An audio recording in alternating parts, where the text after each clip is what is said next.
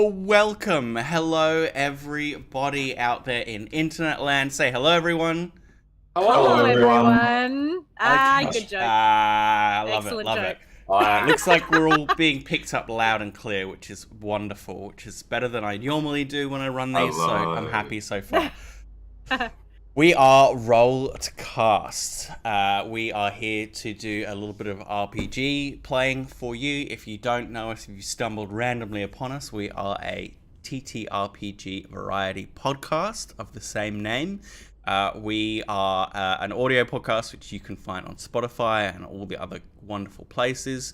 And there are 9 seasons with 9 different games. And we share that the storyteller role. So go have a look, get into some cyberpunk, get into some vampire, get into some Avatar, get into some kids on bikes, get into basically whatever is cool that we thought we would play. And we also follow kind of the same rules for this, which is our monthly live stream, where we get together, myself, Phil, we've got Ellen, Hello. We've got Chris, and we've got Sean. Hello. And we get together once a month to play a game, which is chosen by our patrons. So our patron page is at the top there. So thank you, patrons. Thank you for your support. Really helps us to keep doing this. And there is also the option to play with us. No one's taken up that this week, so we are stuck with each other, unfortunately. So sorry, guys. Yeah. It's like a couple that's just like keeps going to a swingers party, but no one's picking up the keys. So it just turns into the saddest polite thing I've catch-up. ever fucking heard. Setting the tone. I think Setting there's the sadder tone. stuff out there. I think there's sadder stuff to come. No, that's very sad. Imagine thinking that the power. Peaked. Yeah. Yeah. No, that's the everything else. It's swingers in comparison. Yeah. No, there you go. That is a very swingers party car. Cheers, bro. Cheers. Cheers. Here's to Lonely Swingers. Here's to lonely swingers. So this God month, bless you. God bless you. This month we were playing the beautiful Death in Space, which is backwards for all of you, but that's okay. This is by Free League. It is a wonderful kind of gothic horror / cosmic horror sci-fi. It's as grim and dark as they come in a kind of delightfully indulgent way. We love it. It's a wonderful book. It's absolutely beautiful. As you can see, it's got some wonderful art. Look at it. Beautiful. Nothing is new. It's one of both Sean and I. It's one of our favorites. So we really, Sean's run this before, and now I'm running it. So Sean, I killed Elliot. He killed one of our friends. You killed one of our patrons, actually. Yes. No, don't kill the patrons. Kill the patrons. Kill them all. Kill anyone else. Yeah, don't kill the people who give us money, please. So we today, instead of doing just kind of diving into pre-gen characters, we're going to play around with the fun characters generated in here, make some people, make some story around them, and maybe dump them in the world as well. So that's what we're up to today. It's going to be lots of fun. I'm really looking forward to it. And welcome all. We got some good number of viewers already, which is wonderful. We got our friend of RTC live, Dread, Dread GM, who has been. Hey, Dread! Everyone is Jono. Dread is my D&D fam, part of my D&D family. Welcome, Like man. that. Dread's my Friends, one and Cthulhian all. daddy. I haven't met Dread. So, They're great. Yeah. No, I've heard. I've seen the streams. Yeah, it's good stuff. Check out Ellen and Sean on Dreaded. Damn. Oh my gosh. So yeah, for those who are just popping in, we're going through the extensively tabled Death in Space character creation. A whole bunch of fun and hopefully making very squishy characters. Yes, I hope so. We can live up to the name.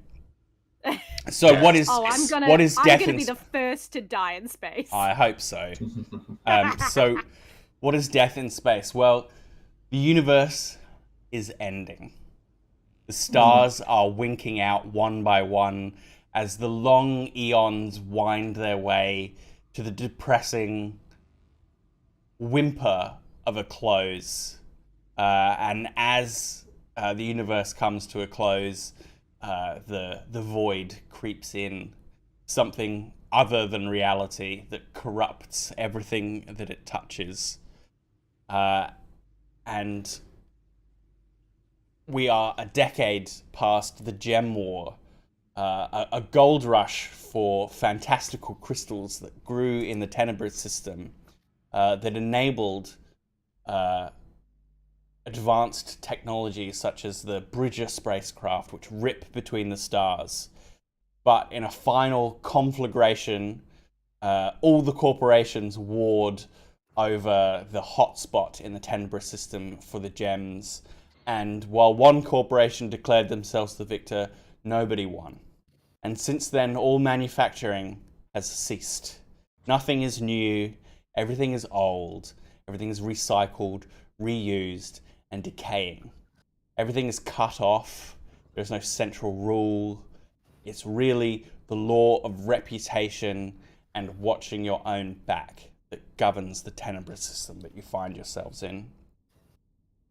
And on everything, all the beat up analog equipment, static is permeating, hissing in from the outside with whispers and half-remembered memories coming in over the radio and the CRT monitors. And the heart of life in the Tenebrous system, if it can be called that, is the Iron Ring, which is a vast ring of repurposed spaceships and stations that have all been glommed together to form some kind of echo of civilization past. And that's where you'll be finding yourselves once we make our characters. So, we're going to begin with character creation, and we'll start with a set of abilities and your origin for each person. So, who would like to go first? I shall do it.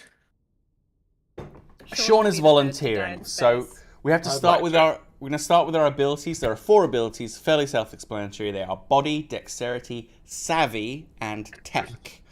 For each ability, I want you to roll 2d4s and take the second away from the first. Right, yep, cool. So let's roll number 1. So body. Body. So 3 minus 4. So I'm minus 1. Minus 1. Yes. Excellent. Hot start. Oh no. Good start. Savvy.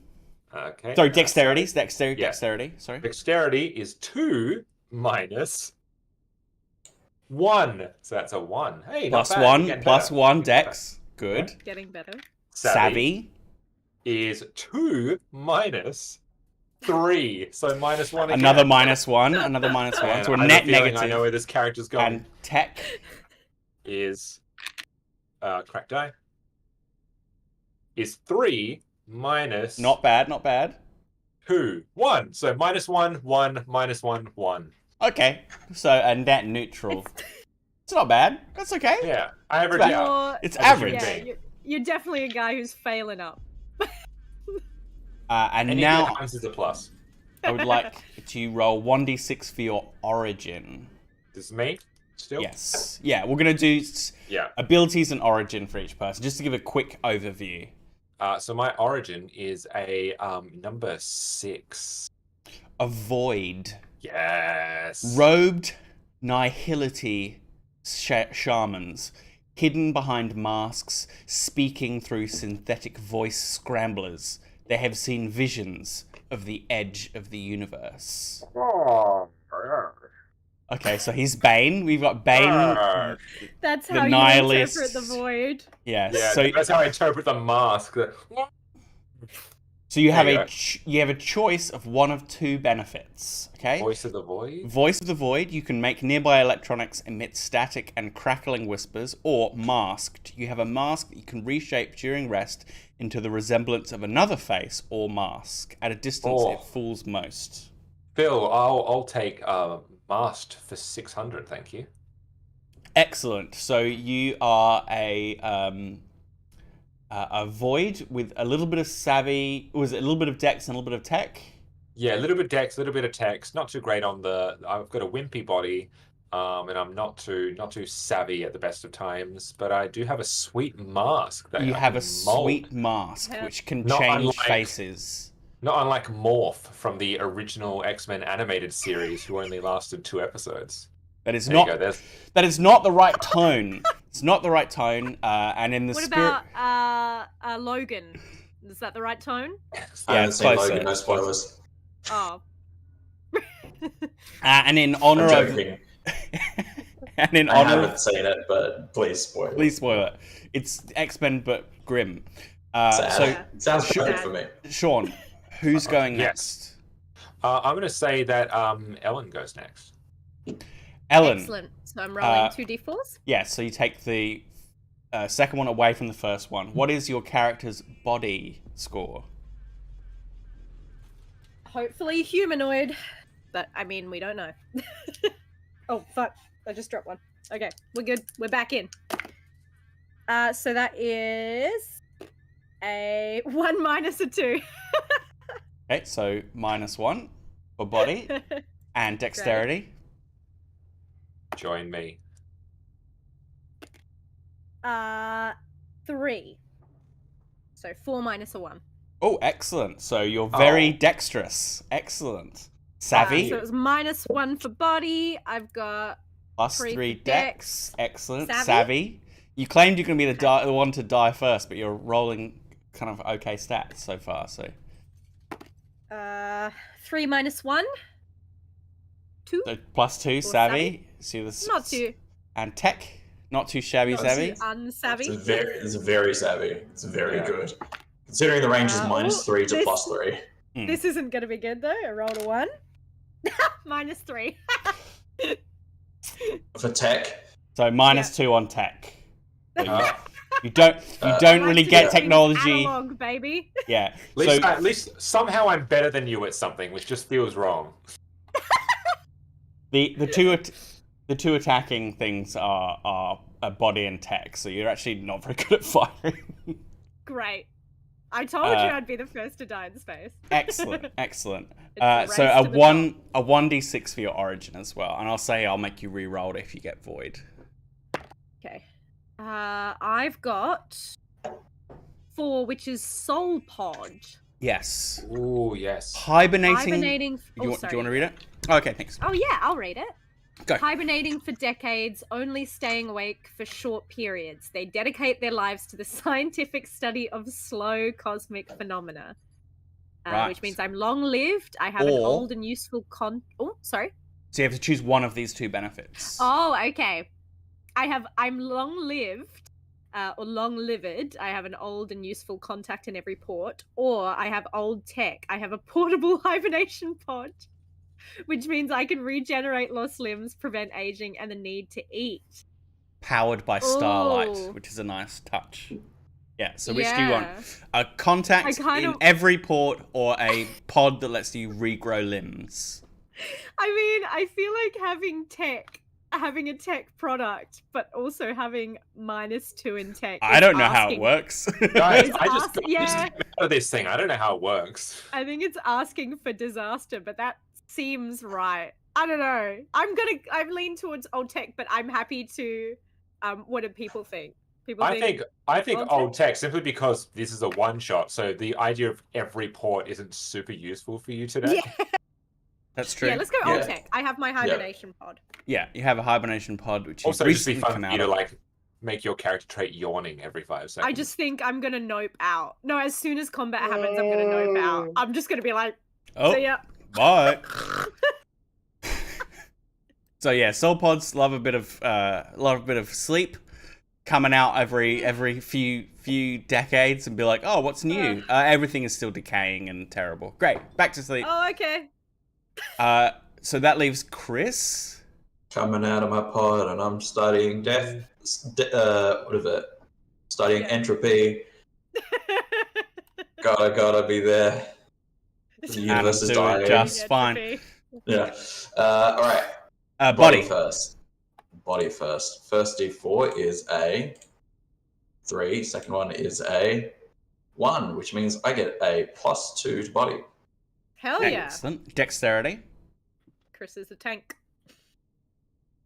First roll is a 1. Second roll is a 2, which means I have -1 to tech. Dexterity.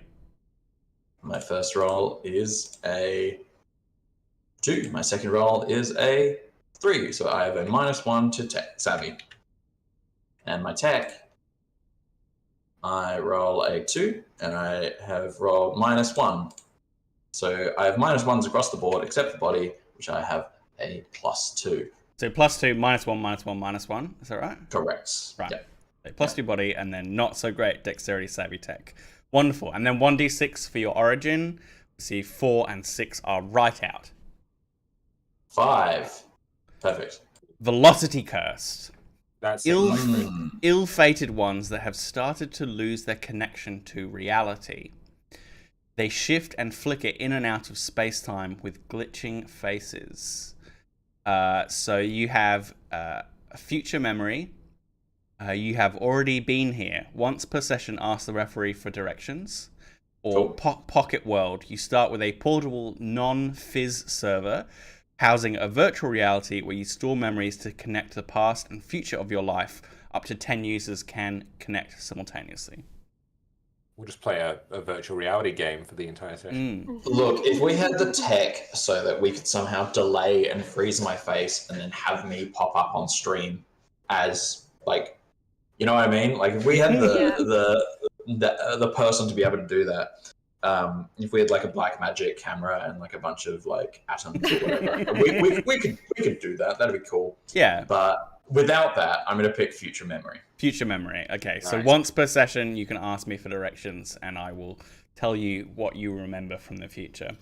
Excellent. Also, just for people listening on stream, there are, if you want to listen along to something while you're listening to our stream, there are 2 official Death in Space albums that you can find easily on Spotify. One's just called Death in Space, which is a bunch of songs that were created for the actual game. And then there's one called Death in Space Soundscape, which is actually soundscapes and ambient noise inspired by different sections in the system. That's what I'm listening to.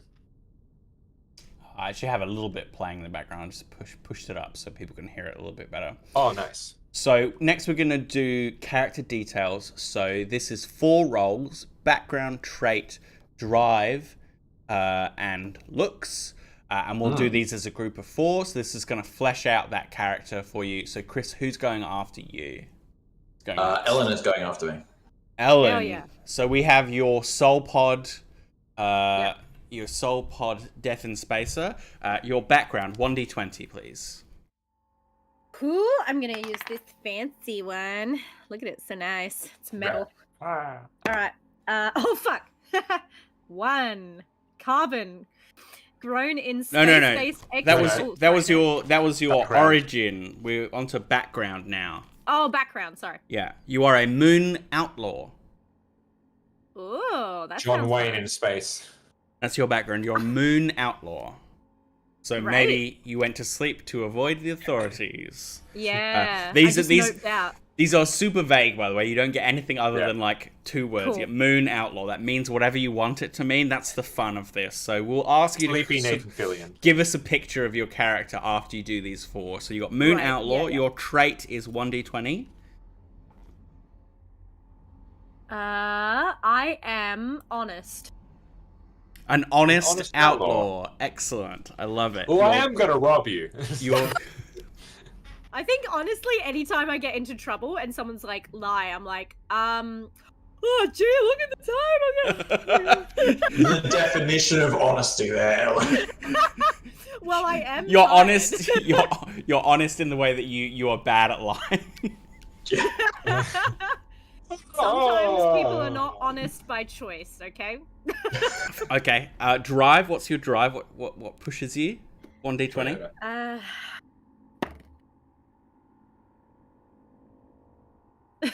Friends.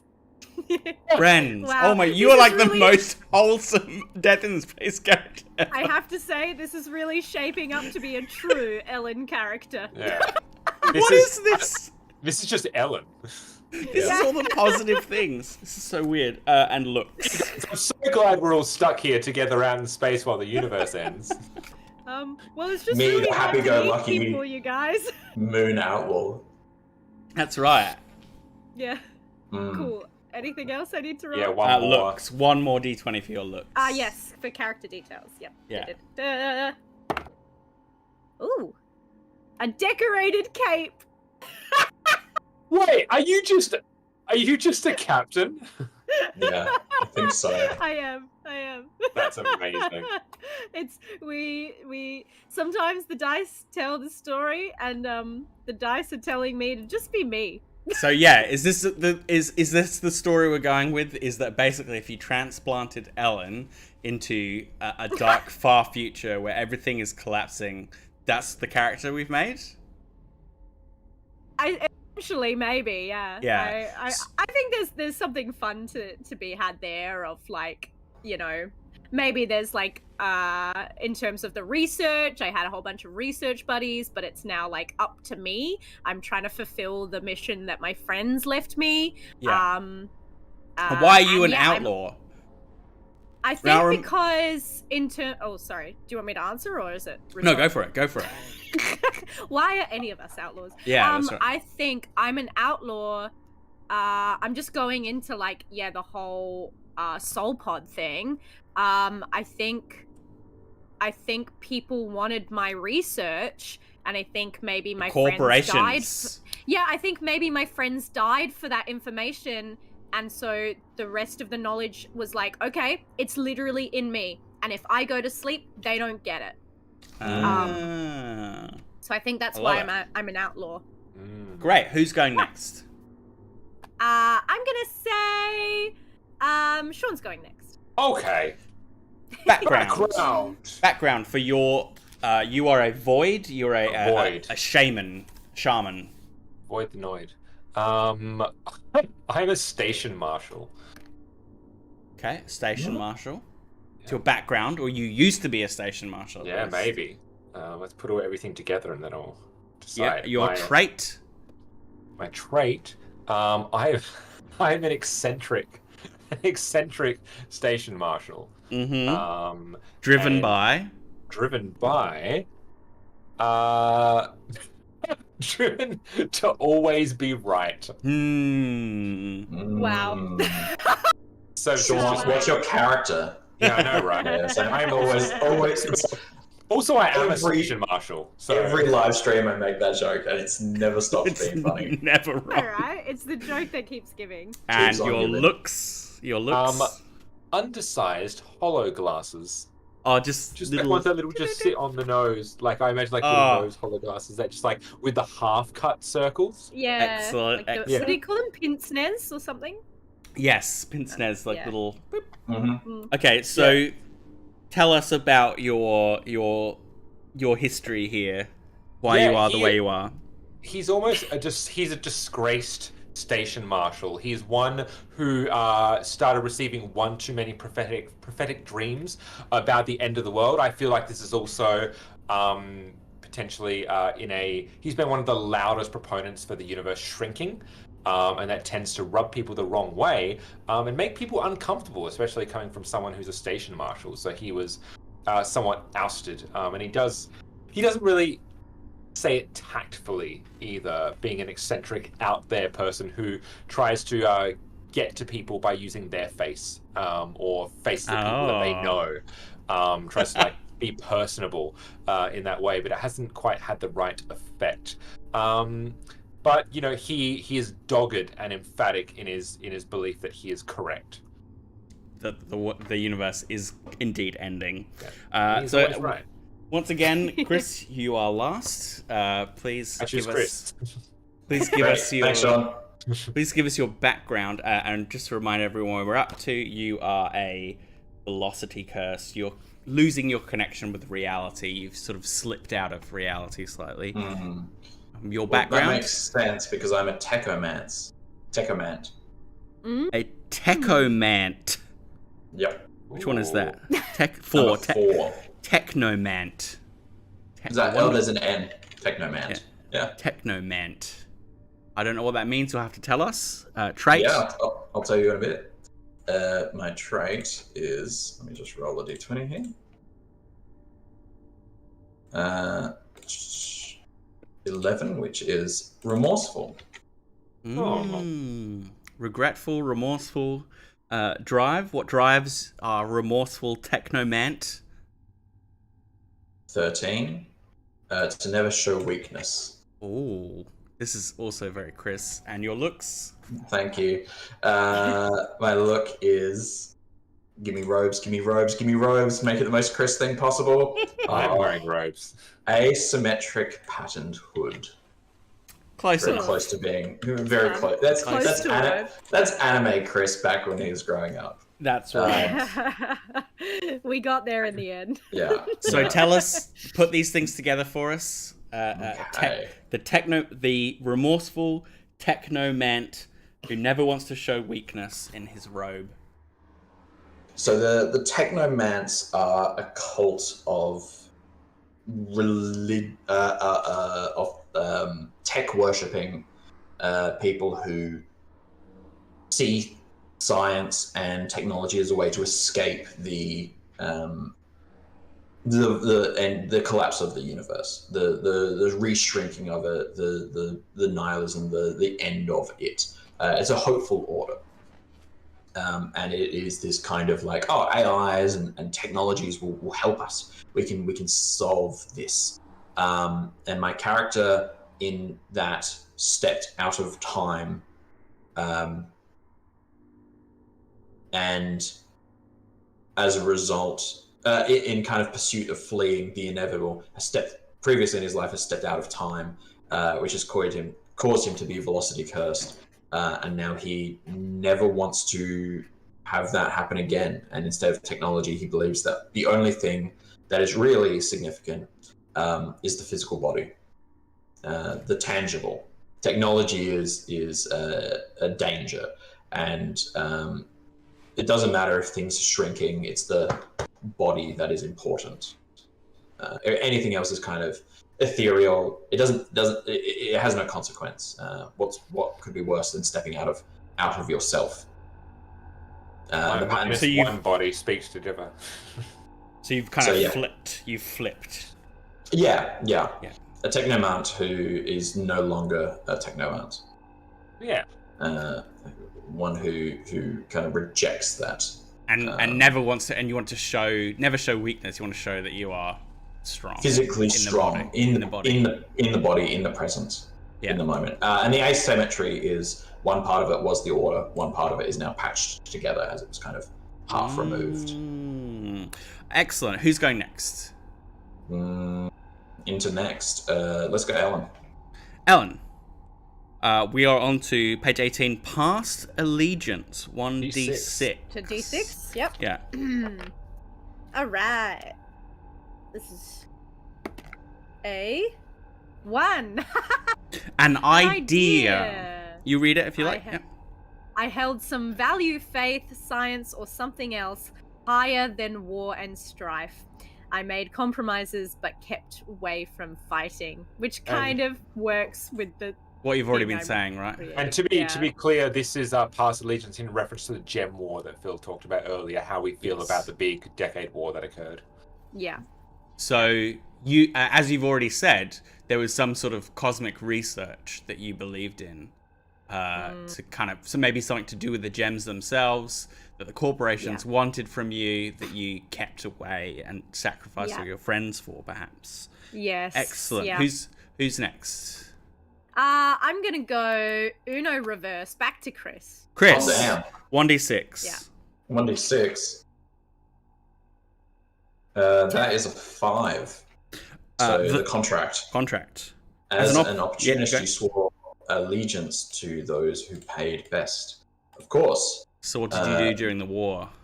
The body needs sustaining, and those of us who are slightly out of space are of value to those on the Gem Wars. So he was muscle for hire. Yeah, those who can remember the future are very handy. That leaves Sean. What was your allegiance during the Gem War? My allegiance during the Gem War was family. You stayed with family and kin, defending your turf with tooth and nail. I think that's fairly simple. He grew up on the station on the Iron Ring, and I think while he was entrusted, and I think this was definitely before his prophetic visions kind of overtook and overrun him, he was a much more sensible and family-loving person who fiercely defended his and his own. His little community that he was marshal of. He was much more community-led. It's only once he started receiving these kind of like this out-of-body experience that he had a different view on what was important. It was less about yourself and what's yours and kind of like everything else. It's kind of inconsequential in the end. Excellent. Who is going next? I will say I will go next. No, Chris. Okay. You can pick yourself next. So we'll do some of the last kind of final parts of your character all together. So the first thing is hit points. So just give me a 1d8.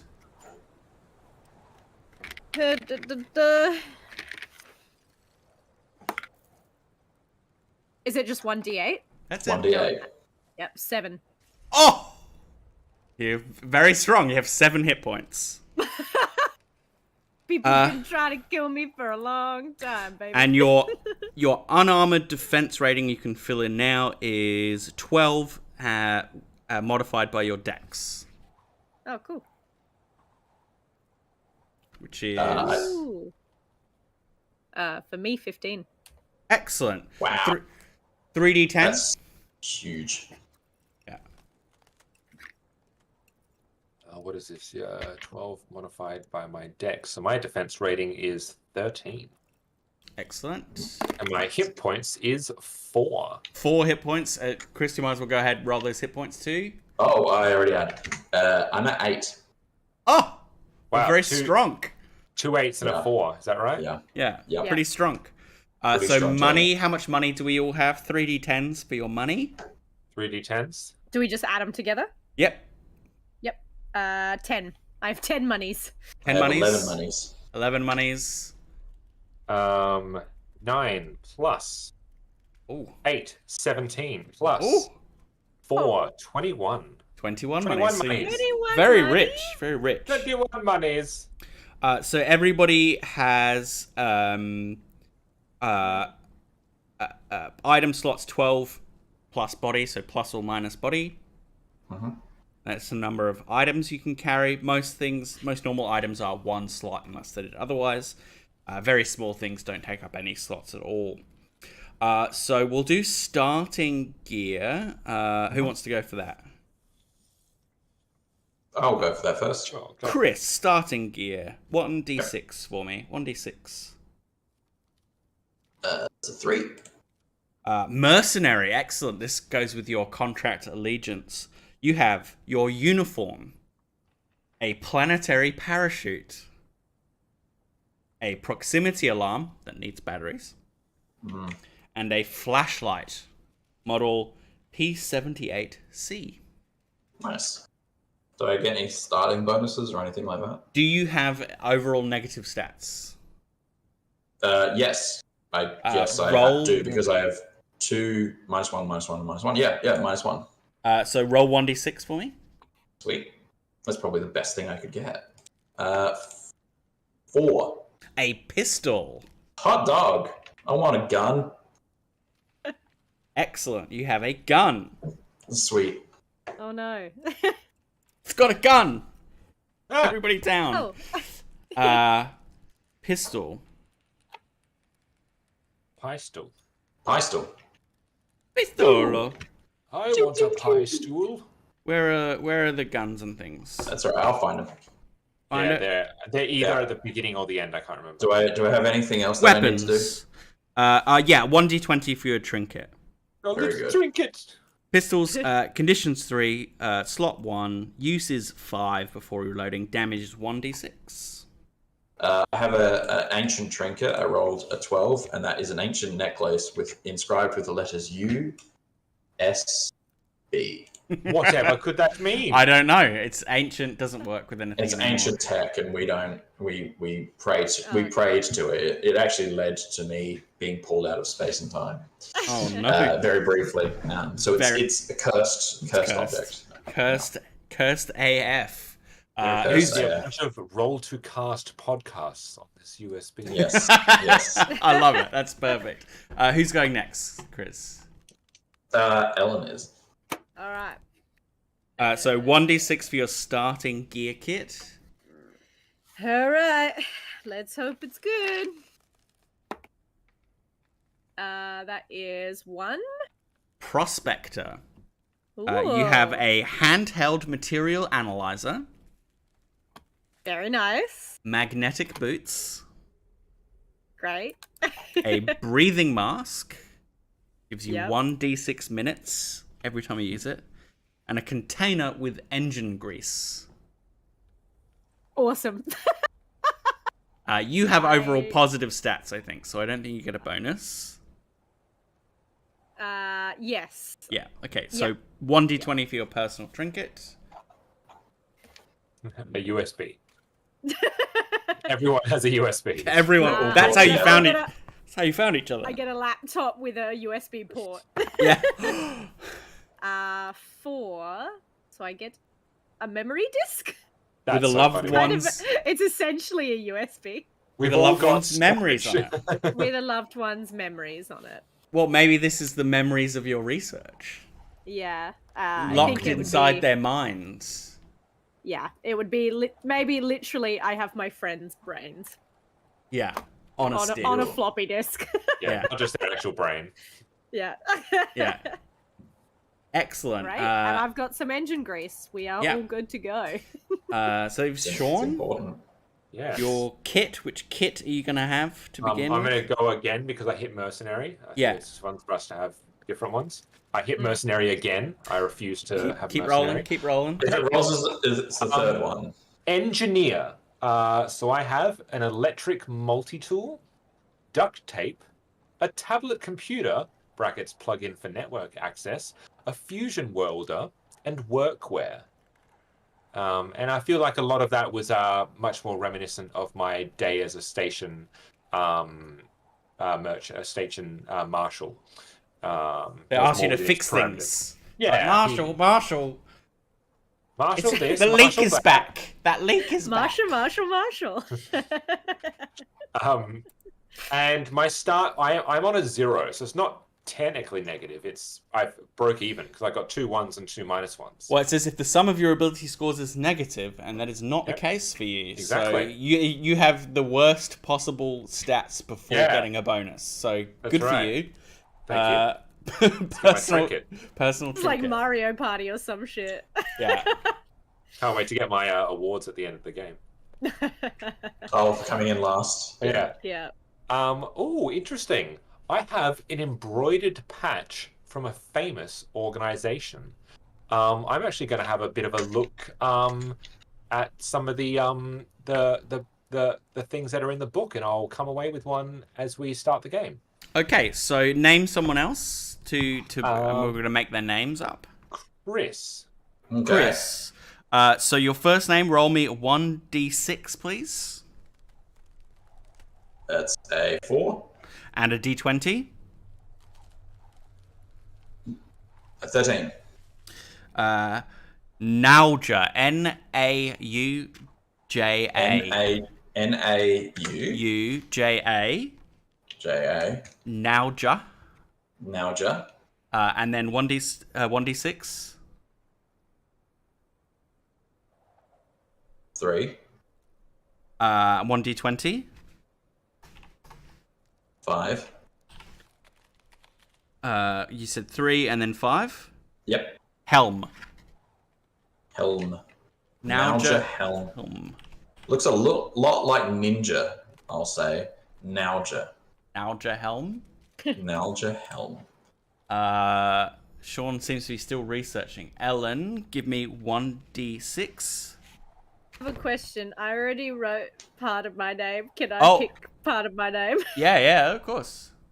So I've gone with the first name Raina, and their nickname being Rip, as in like Rip Van Winkle. But I can roll a last name. Yeah. 1d6. 1d6. That is 2.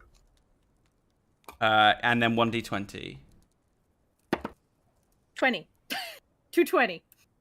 2 and 20 is tied. Raina tied. Tight or tide? Tide. As in... The tides. Yeah, great. As they come in and out. How do you spell Raina? Reina. Excellent. And Sean, are you going to roll for your name? Yeah, I too have already picked a first name. May I please roll for a last name? What's your first name? Grim, spelt with a Y and 2 M's. Rim, and then 1d6. Cool. 1d6 is 2. And 1d20 is 15. Rose. Grimrose. Oh. Rimrose. Primrose. To be clear, Grim with a G. Oh, Grimrose. Grim. Ah. That's like, good. so you're like, how serendipitous. So you're Grimrose instead of Primrose. Yeah, Grimrose. Yeah. What a try-hard of a name. I worried that we had done the Rollcast special because I thought your name was Rim. And I'm like, oh, and I've picked the nickname Rip. Rim and Rip. Spitfire Sprocket. I love the comment already. This. Ellen's character name looks like a seaside stripper's name. Thank you. That's amazing. Okay. That's how you know you've made a good character name. So we have names and all the other things. We'll make a hub in a second, but Ellen, give us a quick sum up of your character, please. Okay. What you're good at, what you believe in, what you look like, all that good stuff.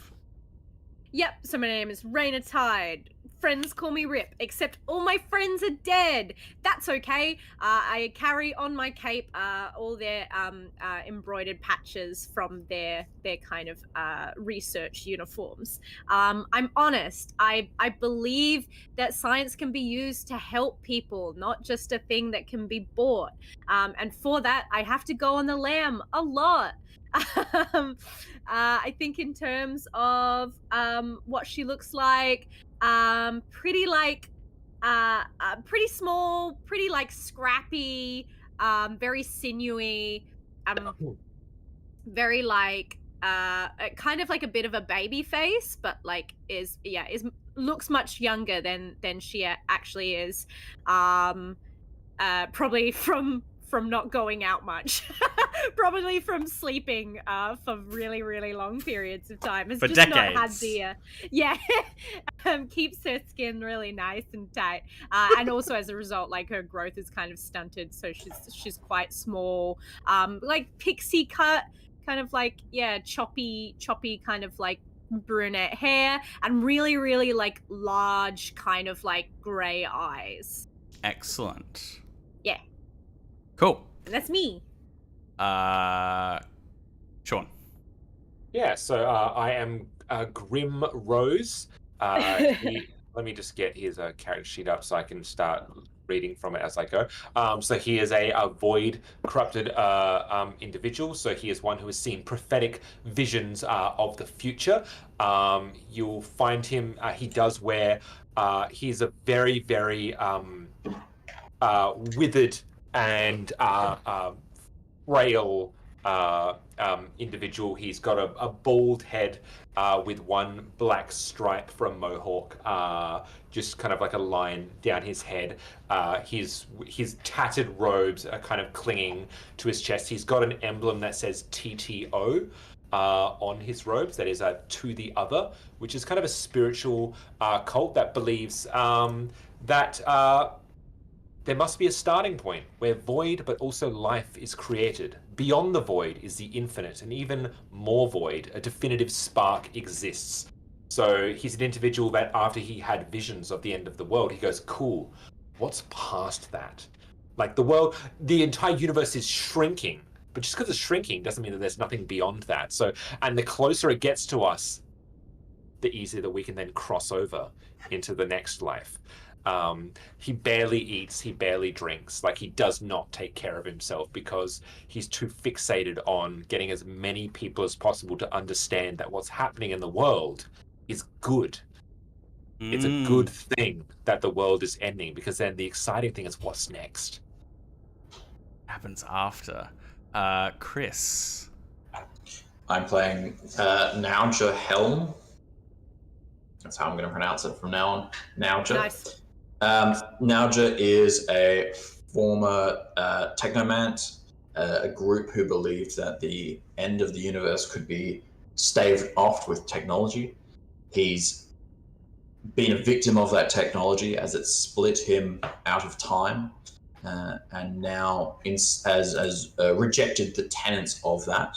As a mercenary and as a contractor, he believes that the body is the only thing that's important. His future selves brought to him, future and past selves brought to him by the ancient technology unearthed on a USB.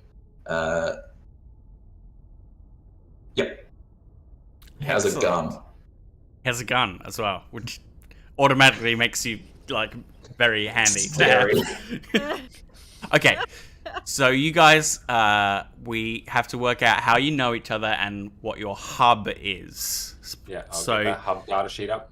So there's only a few little choices with the hub. Snaxolotl, I love it, absolutely adorable. So there are two kinds of hub. You can have a spacecraft or a station. The spacecraft is more of an exploration one, and the hub is more of an intrigue and social interaction one. What do we feel like we want to go with? Well, I do know that one of the goals that my character has as a member of To the Other is to build the ultimate spacecraft, a world vessel, and travel to the beginning/end of time and dimension. So you'd like a spacecraft? Yeah, I feel that might be nice. Yeah. Any input, What do others guys? think? Spacecraft or station? Yeah, spacecraft is cool. It seems like we've all got missions to like that lead us going out, as opposed to. I think it's a bit more fun as well. Yeah, we can do a bit more with the spacecraft.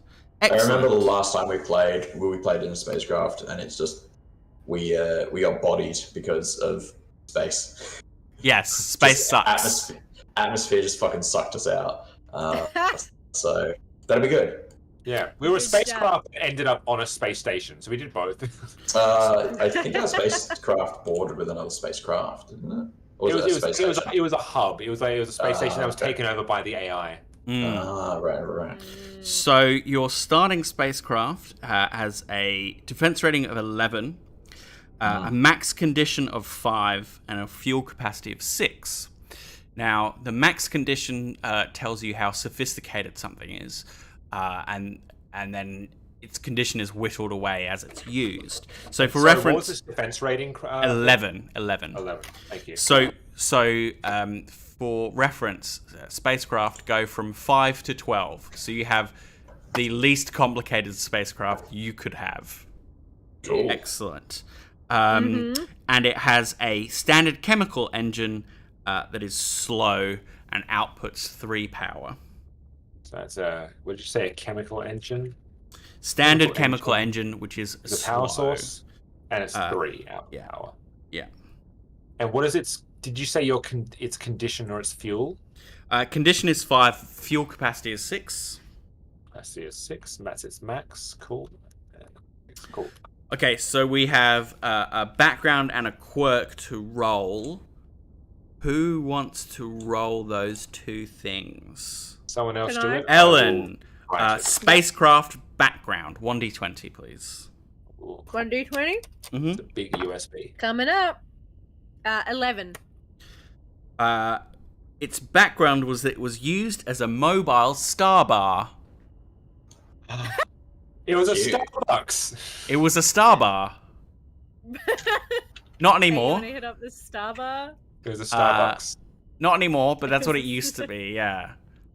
So you used to Still a fly coffee around, machine back here. stopping at mining stations and getting people crunk. Name them Crunk. That's what the kids say. And yeah, in the future, it comes back around, and Crunk is cool again. I see. Someone else That roll makes me. sense. Someone else roll me 1d20. All right, I got it. Chris? It's the quirk, is it? 15. There is a constant drip of diluted chemicals all through the hub. Good. Is that just Good. the alcohol of the? It's really It's something. got that chemical smell. Yeah. I wouldn't taste it. Is there constant drip of diluted chemicals? So what was the Star Bar's name? And why was it abandoned? Mm. The Star Bar's name was the Supernova. Excellent. So you have the Supernova and The supernova. And the why- Supernova. and how did it end up on the market for sale to you guys? If it was on, like, whether it was on the Iron Ring or somewhere else, either maybe a prohibition or something else came into effect due to the scarcity of product, like alcohol and things like that. So it couldn't run anymore because it couldn't make money. That's awesome. I love that. The Yeah. Prohibition era, the space Prohibition era, due to scarcity, not due to fucking. Yeah. It's not puritanical. It's Yeah. like, we got no more shit. Stop making booze out of it. Stop wasting stuff to make alcohol. Yeah. That's like the Never. saddest, uber pragmatic people in the world. Because alcohol is like one of the first things people make. That's right. Yeah. It's Oh, moonshine. that's so sad. I mean, we made fire first, right? I don't know. No, I think we made booze first. Nice. Monkeys make booze before they make fire. The nickname is the Supernova. Supernova. Yeah. Mm. Okay. I'm So spelling it with SUPA. Super. Super. Super. It's So- super. Can you put the Nova with an ER then? Yep, done. Supernova. Supernova. when we begin, the three of you have gone in to buy the Supernova, right? Together. How do you know each other, and how have you come to purchase the Supernova? So it's docked at the Iron Ring. It's beat up, but it does fly. It does fly. And the three of you know each other somehow, and you have decided to pool your hollows. Well, I was to gonna say buy exactly this. that. Could it be that none of us there was almost like a public auction for this thing, and all of us came for different reasons. None of us could pay for it individually because we don't have enough money. So we potentially could have pooled our hollows together to buy it. So we only know each other through purchasing the ship. It's a rash business decision. I am happy as my character type to be a bodyguard for either of you, if you'd like one. I'm happy to offer that as a role-playing option.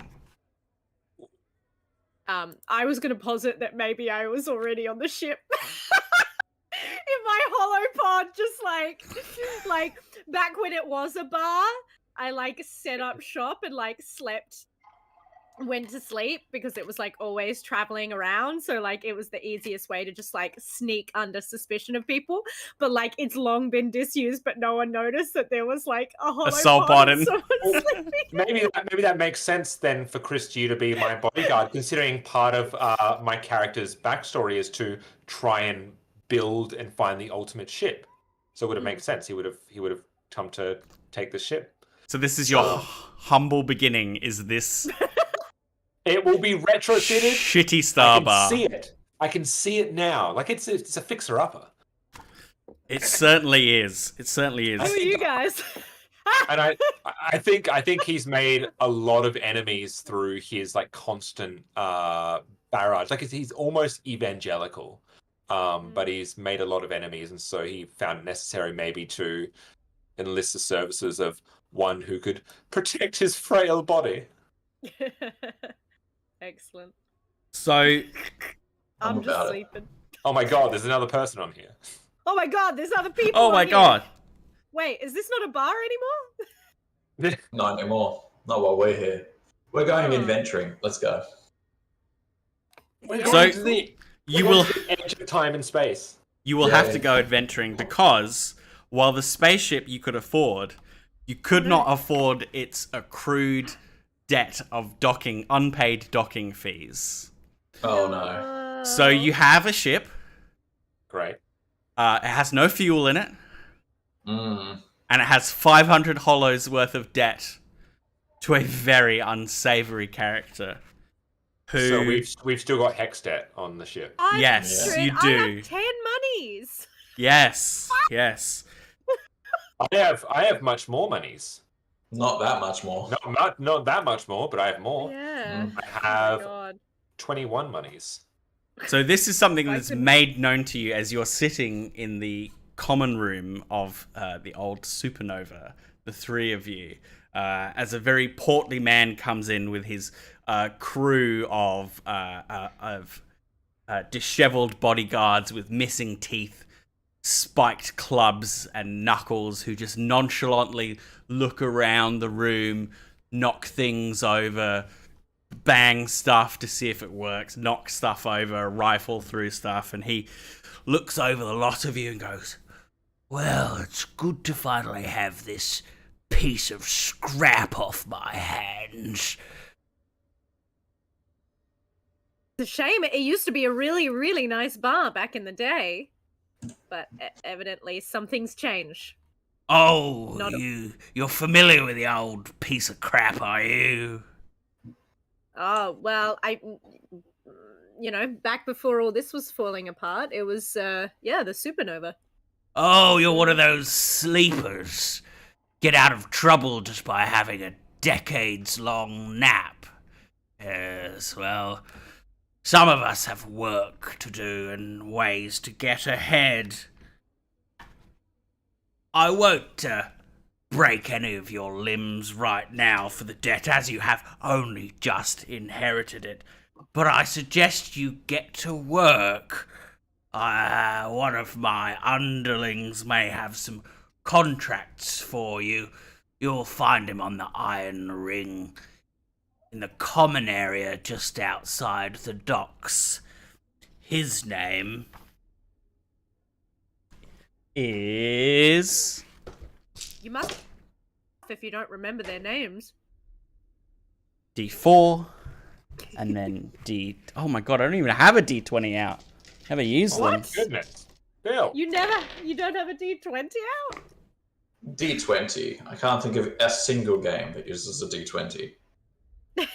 D40s, though.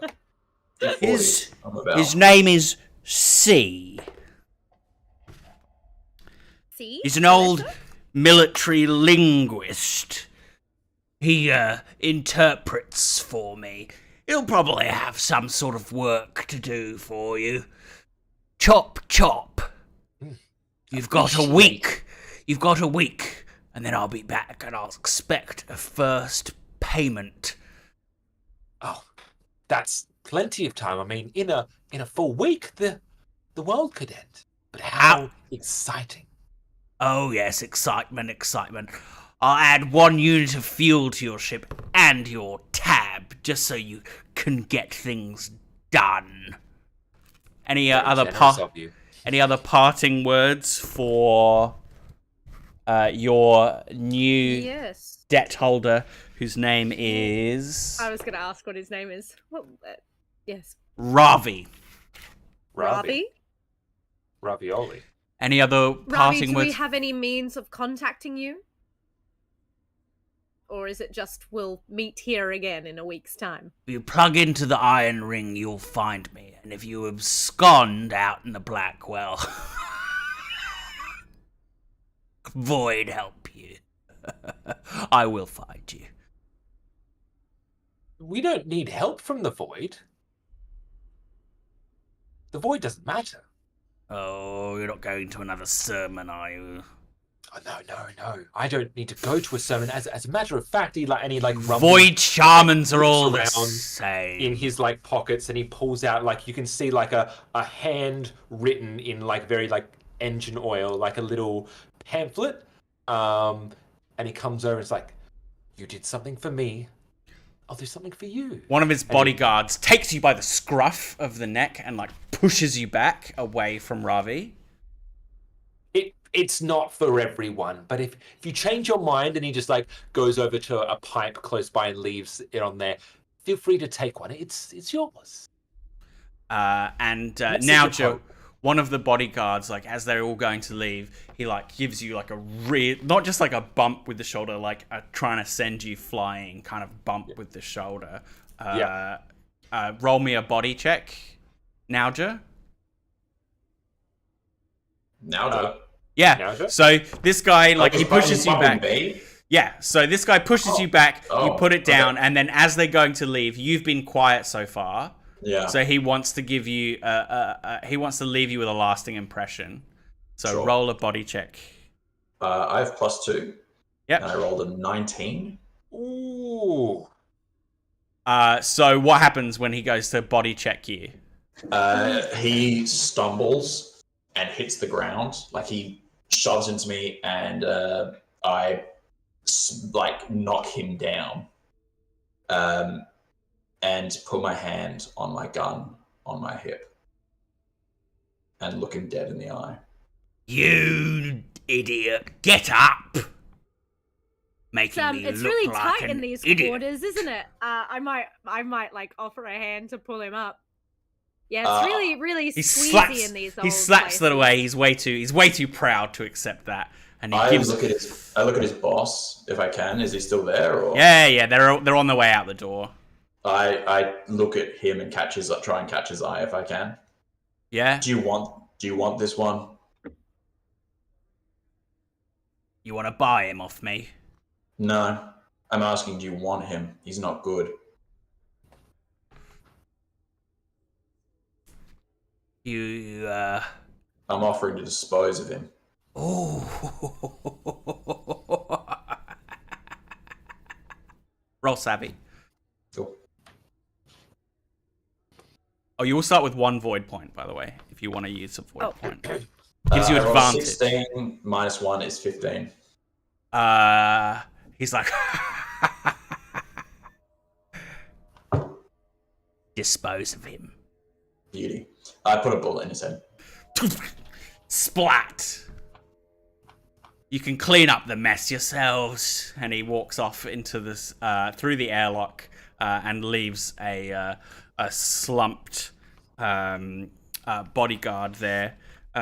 He has a melee weapon on him. Sweet. And Nice. 2d10 hollows. So Sweet. Accrued more to our debt. We can pay it off a little bit more. Yeah, genuinely. So 2d10 hollows. He has 10 hollows on him. Who's taking those? The boss is.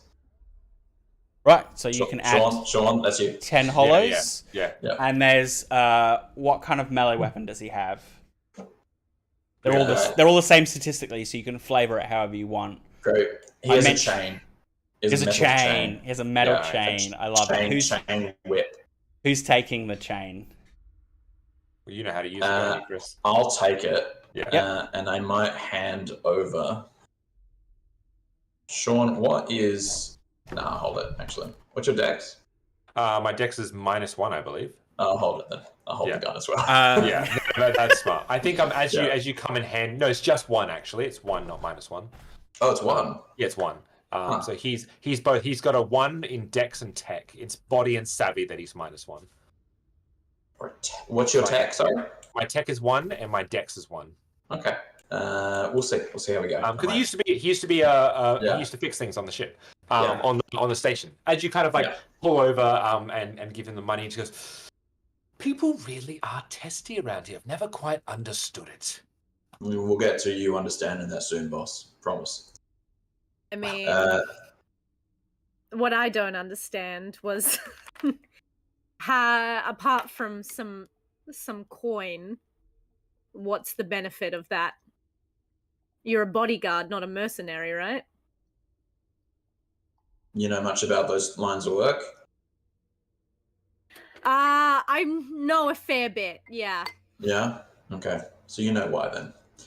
And then he'll drag him into the kitchen of the body into the kitchen of the ship and start disposing through the disposal unit the body. So roll savvy for me. Sure. Ellen, roll savvy. Okay. And that's just, D20. Yep, D20. Add or remove your savvy. 16. That's a pass. You know that reputation is the only thing between you and death on the ring. So being known as a ruthless badass will help you not get jumped, essentially. So that's a very good reason for just killing people at random. To show that you can. Mm-hmm.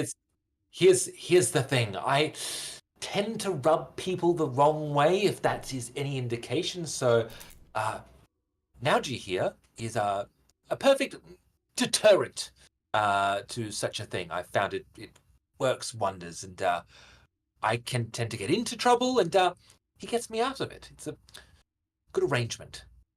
And what if he decides you are the trouble? What happens then? Always more hollows that can get thrown at it. Besides, he kind of likes me, and he smiles like a massive grin over at you. And for a moment, you even see the face of the his face like shimmers, and you see the figure that you just blew apart kind of starts to morph over his face, and you basically see what is now a dead man, but smiling over at you. Naji brings the dead man's head into, like, if he's leaning through the doorway, brings the dead head in and is like, the head won't get down the trash compactor, so... Just throw it out the airlock. Done. Do you want it? No, I've had a good look at it. I can remember it. Good. And dispose of the rest of the body out into space. So we follow the head as it freezes instantly and drifts out into space, and the camera pans, and we get a look at your at the supernova, tiny as it is, docked on the huge ramshackle structure that is the Iron Ring, and that is our prologue to Death in Space. So we'll go for Death in Space. We'll go for a little bit longer. So you come out of your, you disembark from your ship through the airlock. You're docked at 13C. Remember where you're parked. Into the docking bay, a labyrinthine metal shanty town. So the docking bay itself, rather than being a functional space just for that, has had lots of life kind of crammed into it. Hundreds of flickering work lights hang from big chains in the ceiling. Water drips absolutely everywhere, and on the floor are big letters and numbers that once showed directions to places that no longer exist. And then I'd like someone to roll me a D100, please. Yeah, let's do it. Because this is on the ring, yes? Yes. Yeah, my old stomping grounds. That is a lovely 45. A 45 today, please, Phil. 45. This docking bay is also home to, in one of the other bays, is docked a huge drilling craft named the Salem M2, drifting next to the ring. Its cooling system is a maze of pipes and wires built like a spiral.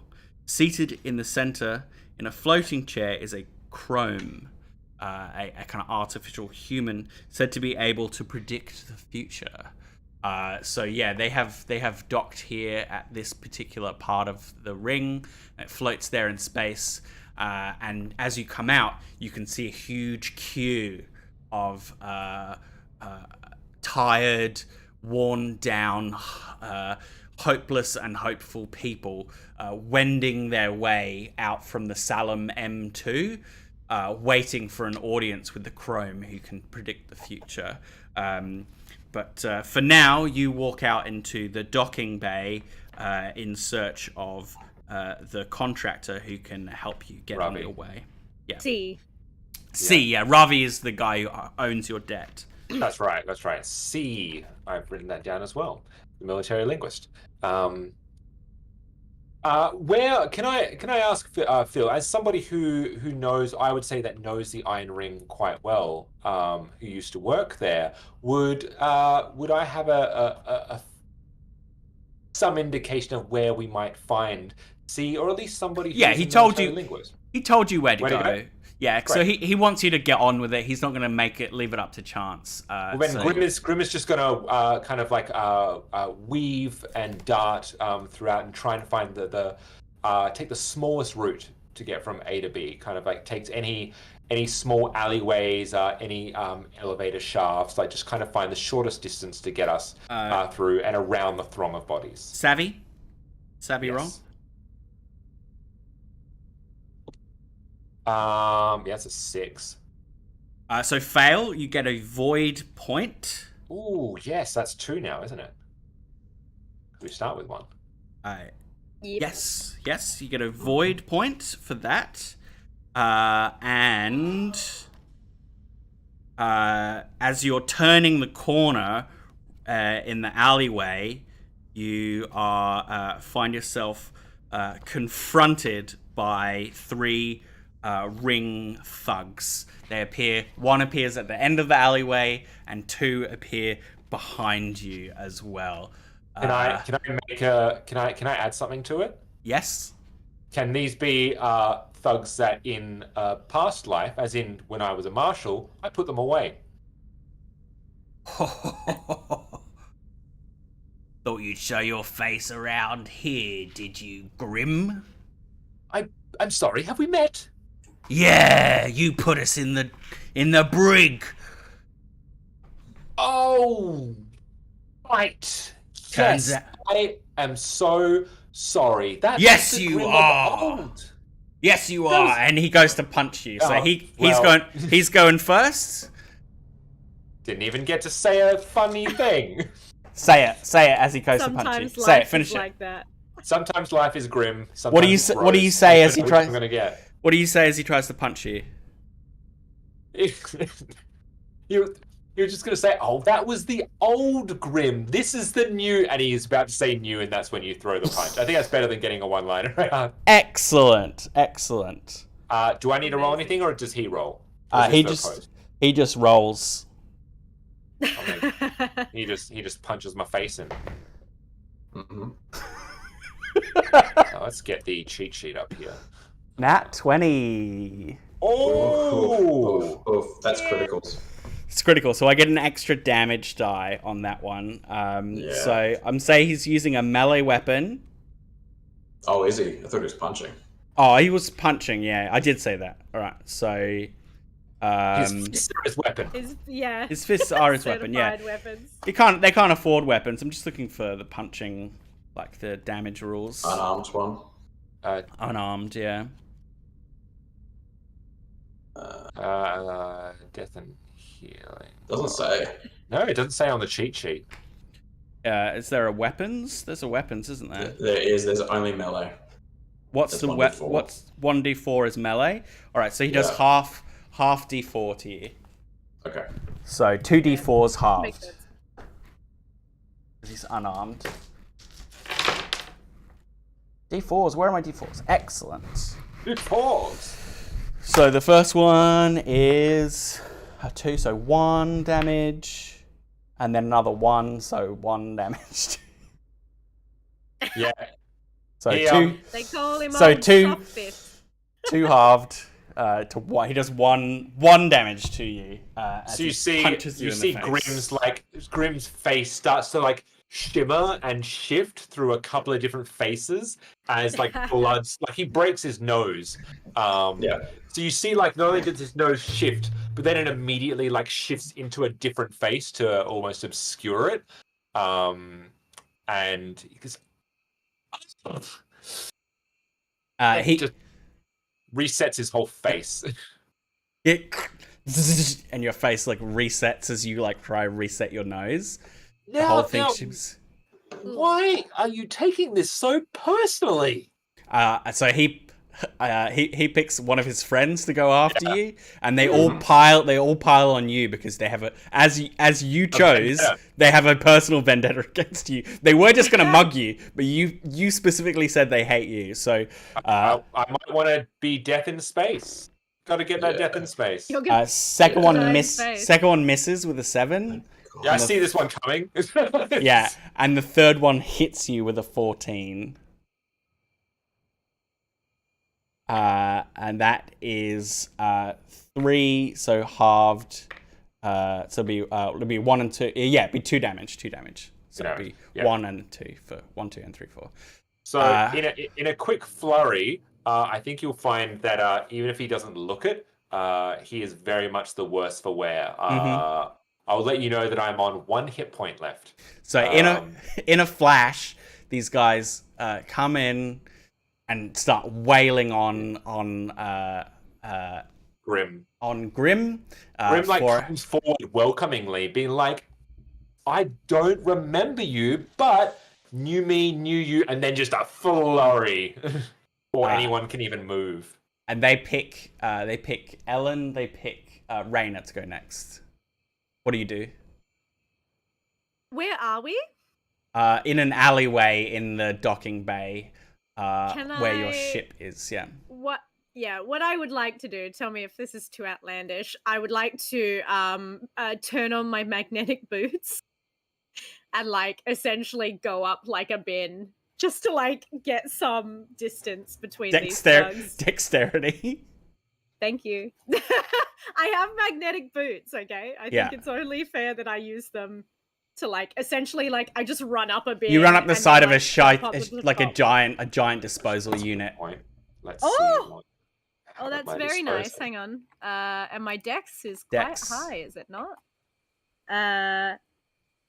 19. Yeah, so you quickly run up you turn on your magnetic boots, slam them into the wall of the disposal unit, and are very quickly on the roof of a shanty dwelling that makes up one side of this alleyway, and out of the fight. Good job. Who's going next, Ellen? Well, I would say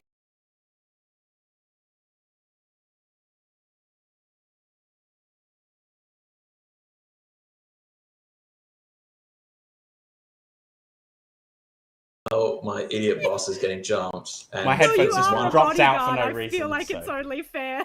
And the person who's supposed to be helping is running. I'm supposed to be helping. Yeah, the stream will end soon. Let's roll a d20 and shoot one of. Let's just punch one of these guys with the chain whip that I grabbed. You just punch me in the back of the head and finish. So melee is a body roll, and void points give you advantage if you like. Yeah. I'll spend a void point and get advantage on my attack roll. Well, it doesn't matter. I roll a 14 in total. So you hit? Yep. And I do 1d4 to one of these guys. Yep. I did 3 damage. Tell me how you kill him. Cool. The 3 guys jump on my boss. There's a scuffle. I think they're momentarily distracted by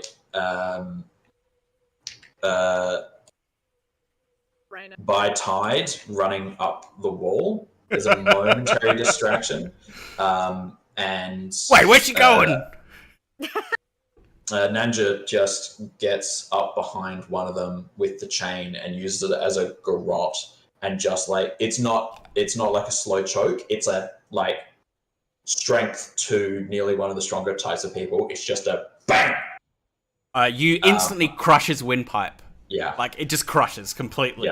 Yeah. Blood comes gushing out from his eyes as he collapses onto his knees. So roll me I think it's 2d6 for morale. 2d6, yeah. And if you roll under, they'll flee. It's a 7. Is it under or over? It's not on the cheat sheet. Let's have a look. Morale. Above morale, they try to parley or flee. It's above. So by 1, you basically crush his neck to half the original size, and he collapses on the floor. They didn't expect you to have backup, and as quick as they appeared, they're gone. And they collapse on the ground. And sorry, Phil. They try. Okay, parlay yes. or flee. What would they like to do? They're going to try. Okay, and they flee. tried to flee. They try to flee. Sean, So your action. Sean, Yeah. your action. What do you do? Good. As he sees one of them drop, and he goes, "Hope you don't mind," as he says to Nauja. And Chris, if you're all right with this, I would like to. I can see your pistol that is hanging on your belt, and he just wants to grab it and tries to very squinting through the blood that's amassed over his face. He wants to see if he can get a parting shot at the leader, the ringleader, Cordon, as he knew him, the one who took the first shot. Pardon? I'm happy for it. I'm happy for it. If Phil's happy for it, I'm cool with it. With disadvantage, yeah, because you're taking it off someone else first. Can I use one of my void points to get advantage to even it out? Yeah, that becomes a flat. Great. Done. Did I have to roll anything for my void point? I'm sorry. I used a no, you passed, so you're fine. Okay, cool. And that is what is the gun? D20 with Dex? Is that what it is? No, with tech. With tech, D20 plus 1. Rolling fucking awful today. 8. I rolled a 7 twice. So roll 1d6 for me. Oh yes. That's a 2. How many void points do you have? I have 1 because I just used 1. Equal to or lower than your current void points. So you pass your void corruption check. But Damn. the shot goes wild and you hear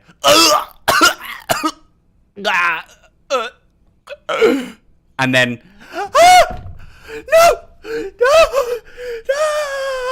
as your wild shot rips through a nearby shanty and evidently kills someone's loved one.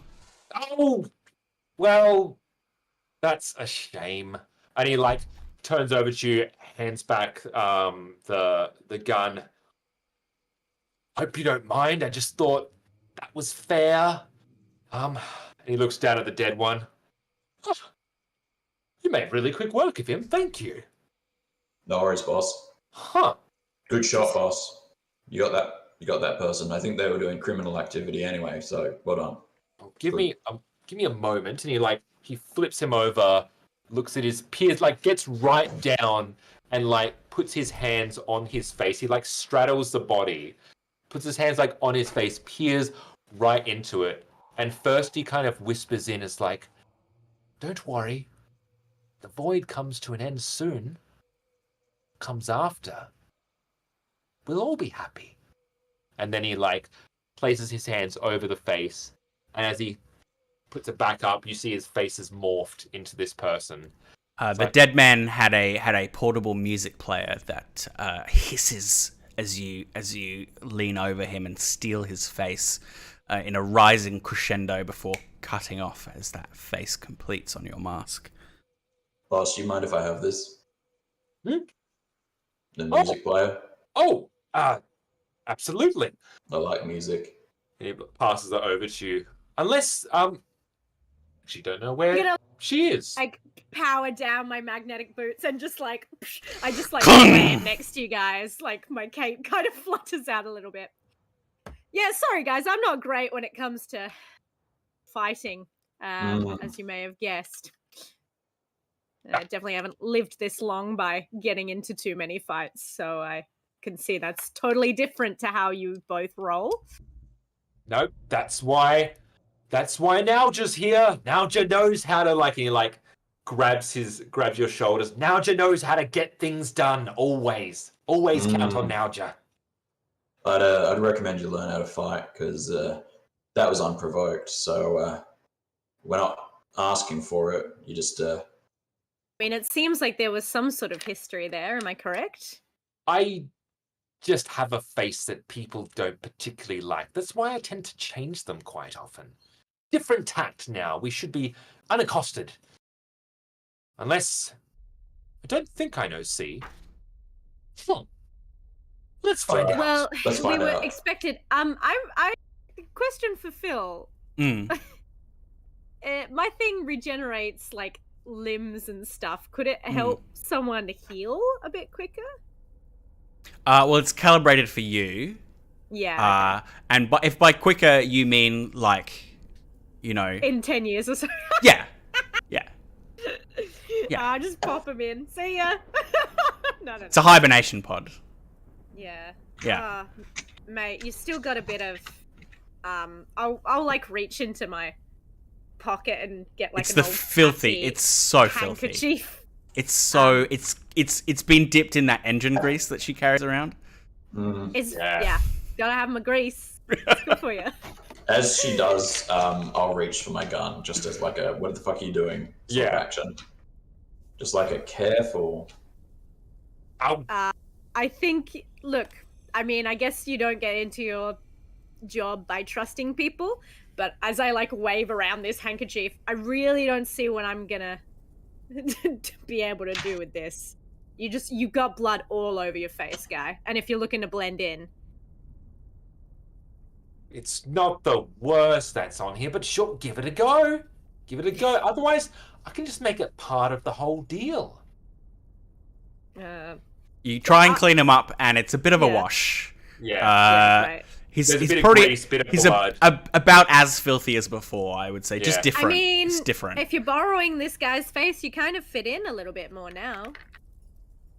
And he looks like the fact that he's wearing like his robes. You know, he just saw the truth now. So I'm just a brand new person, just trying to fit in. It'll be fine. Okay, Shall we? Well, Yes, boss. yes. Can I ask that we try not to get to any more fights in between here and there? Because you don't look very good. No offense. I don't want to get into any fights, but what I want and what other people tend to do tends to be in stark contrast. It's all right. We'll get the contract. We'll get some money. We'll get off here. Be fine. And he'll like somewhat unsteadily, like he wobbles for a second, like turns around, and it was this way, and he'll just start like wandering forward.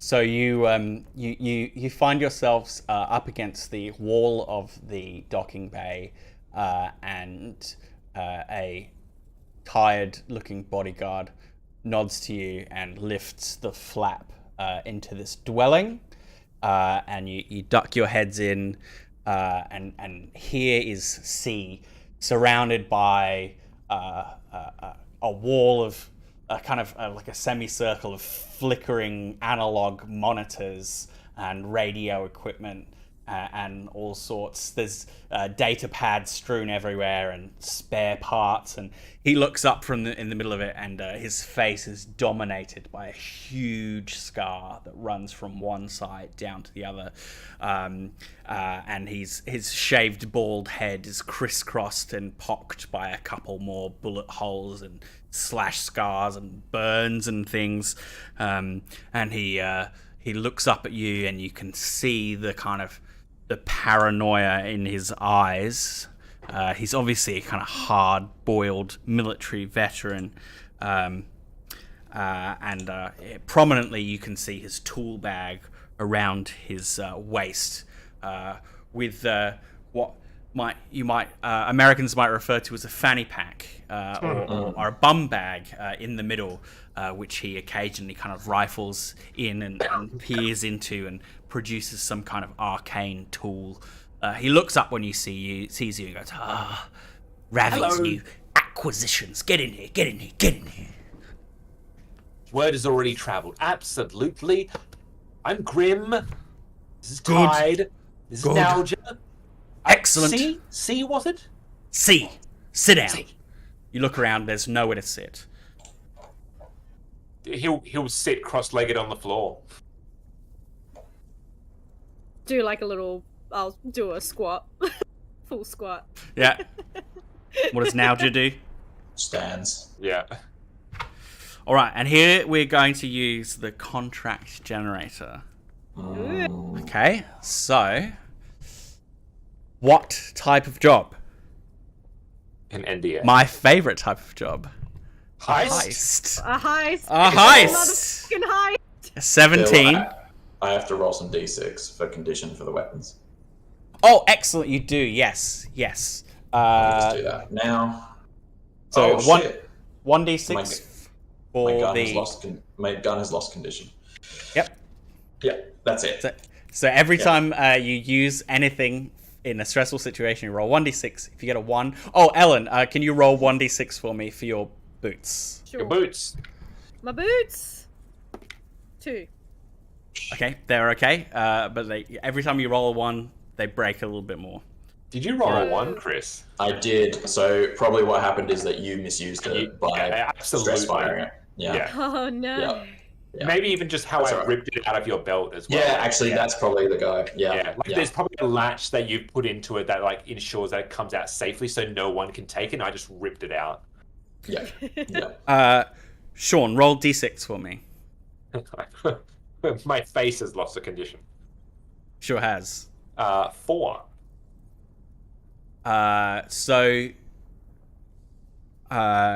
He is... that is a traitor. Excellent. Ellen. Yeah. D6. So I just need to... Traitor. Yeah. Another 2. A ring gang. Okay, traitor to the ring gang. Cool. Chris, D6. Yeah.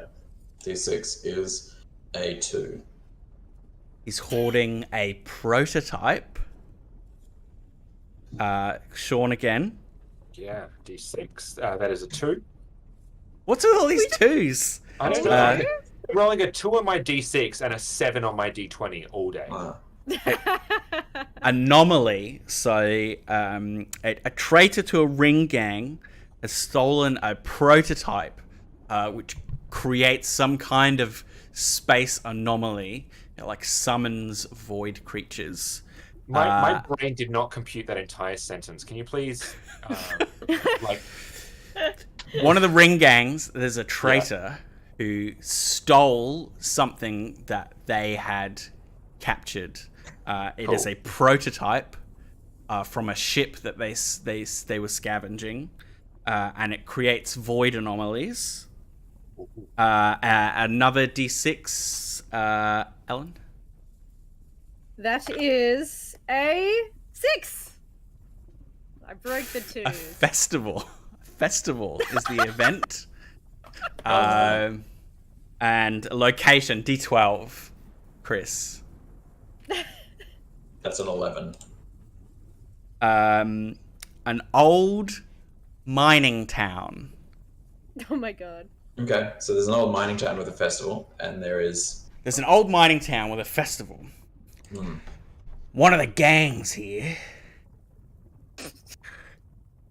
they discovered something in a wreck that hadn't been explored. An old prototype device. Creates void anomalies. He thought he could sell it for himself. Scarp it off the ring. We think he's gone back to his old haunt before he landed here. A mining town down on the planet's surface. Dog's End, it's called. They've got a festival this time of year, such as it is, where they celebrate the founding, the beginning of the gem rush. We reckon he's scarpered off down there where he might have some old friends. Get down there to the festival, take it back, and bring it back. Do that, and Ravi will consider the docking fee debt paid. You've got enough fuel to get down to the moon's surface, but you'll have to scavenge enough or buy some to make sure you can take off again. I'll put a tracker on your ship so we know you don't abscond with it. Where would we go? Exactly. There's So nothing if we in don't Tenebris. come back, won't we just be stranded there with your precious goods? Surely it's worth throwing in some extra fuel to get us back in time. You're Savvy. tracking us, so you know we won't go astray. Oh, that's a natto 20. As they say in the biz. So what's that? 22? 22. Sounds like a success. Well, I mean, like I said, you're Yuck. already tracking us. we are considering it a bit of an investment. Yes. I'll get the A piece dock of crew. tech worth at least 500. I would say so. So he plugs in his data pad and finds these very ancient looking cans with a big mic. Kuja. Yeah. Add another unit of fuel. We do want them back once they find this thing. Any other questions? No. Good. Get out of here. Oh, I'll just leave this here on my way out. And he pulls another handwritten, oil-slicked pamphlet. Just for once we part ways, a bit of light reading. You'll thank me. And with that, we will take our break. Yay!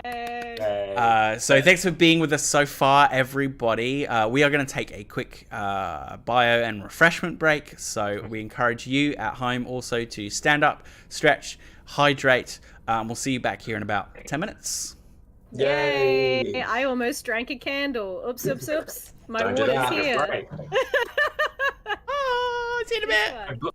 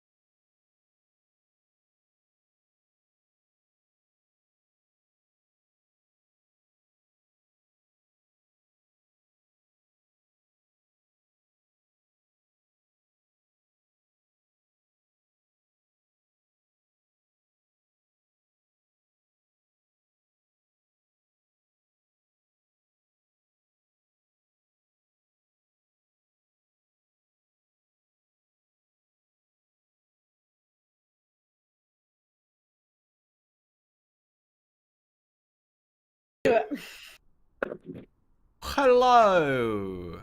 Welcome back to Rollcast play Death in Space! I say many words when less words better. Yes, when if you're just reaching us, just joining us, that we have a crew of 3 space vagabonds who own a spaceship but need to pay off its debt, and the owner of that debt has put them in contact with one of his contractors, who has asked them to go down to the surface of the moon Inaro, to a mining town which is having a festival at its founding. Which is where a Dog's End, yes, which is where a ring ganger has run off with a piece of anomalous tech, and he's hiding there somewhere, and they've been tasked with finding it and bringing it back to Ravi, because it's presumably worth hollows. So you make it back to your ship across the docking bay without incident. There is a bloody confrontation going on in the line for the Oracle at the next bay over, and someone has their head caved in as you kind of approach your dock, and they're sort of like unceremoniously like pulled out of the line and like dumped in a pile of trash, and the line just moves up one, without much comment. But you reboard the Supernova. It's been enough time for your noses to lose their attenuation to the smell, which comes back with all of its strange chemical alcoholic weirdness as it drips and pours down all the surfaces of the supernova, almost as if the bar itself is infused with the moonshine of eons past. Well, it's a good thing my nose is broken. I can't smell it now anyway. Yeah.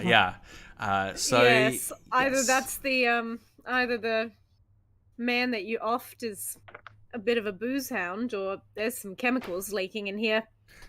Oh, probably the latter. I have a breathing mask if anyone, wants to take the edge off. I tell you the truth, I quite enjoy it. It's nice. That's probably from the chemicals, I would assume. But one should hope. That might be a bad sign. While we're en route, I would like to get my handheld material analyzer and try and figure out what the frack this weird chemical seepage is in the on the ship, because it's not good to just have open chemicals. Also, we have a chemical engine. While Raina tries to work out what the heck that stuff is, who's powering up the ship? Me, I think. Yeah. Excellent. So you've got a heal, Sean. Yeah, exactly. We'll be 8 hours. You think, Phil? Enough for a healing? We can be 8 hours. Enough for a long rest. You've got a very slow engine, so you can rest. Yeah. So you bring everything to life. So you sit down in the cockpit, which is all bulbs and physical switches, buttons, monitors. Think Alien. Sort of 80s retro sci-fi kind of feel. The whole hab shudders as the chemical engines sputter to life, and a sort of creaking, groaning, warping sound reverberates throughout the hull as the docking clamps release. And Raina, you can give me a tech roll with advantage with your chemical analyzer. Yeah. All right. Well, things got marginally better there by me having an advantage, but still not great. Let's have a look. That is a 9. Wow. I immediately tie my kind of one piece around my waist. I'm just we just got this ship and it's leaking. and we need to make sure we get there and back. And so I'm just monkeying around, like, getting getting all up into the wires of things, and I'm just looking around and I can't. It's bad. Take a void point, and you spend the whole time just like crawling around in like maintenance ducts and stuff, trying to get to the source. You can't find it. It's coming from everywhere. Because I think it's like the smell is so potent and it's built up over time that like you can smell it everywhere, but like finding the source is just another kettle of fish entirely. Well, things out here in Death in Space are sort of semi-supernatural a lot of the time. Anyway, so sometimes things can't be explained with science alone, and the leaks are just part of the ship. It's a quirk. It's just a quirk that happens. No, you can give me a savvy check. Chris or Ellen? Yeah. Oh, actually, Ellen, you did fail, so let's have some consequences. You got a void point out of it. That's not my a void point. Yeah, you got a void point. Yeah, your void point out of it. What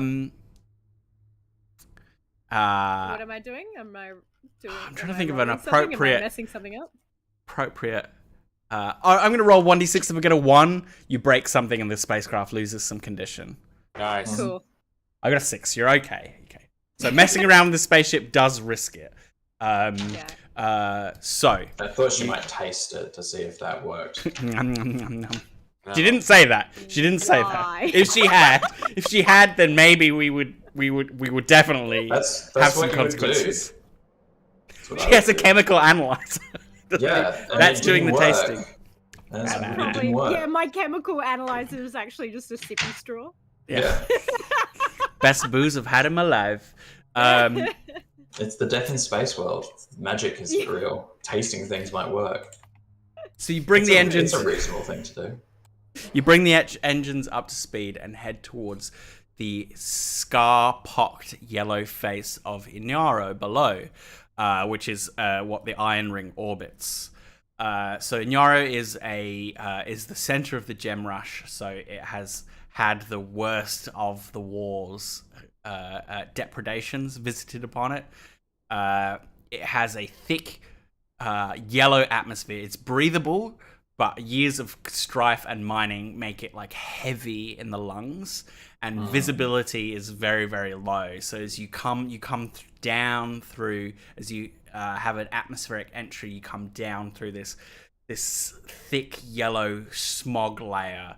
And as you do, you see the vast desolate landscapes of Inyaro laid out before you. I just wanted to add what I did during that time as well, if that's all right.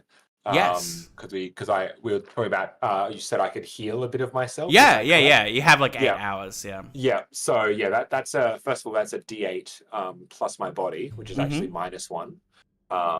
So watch me roll a 1 and get a 0.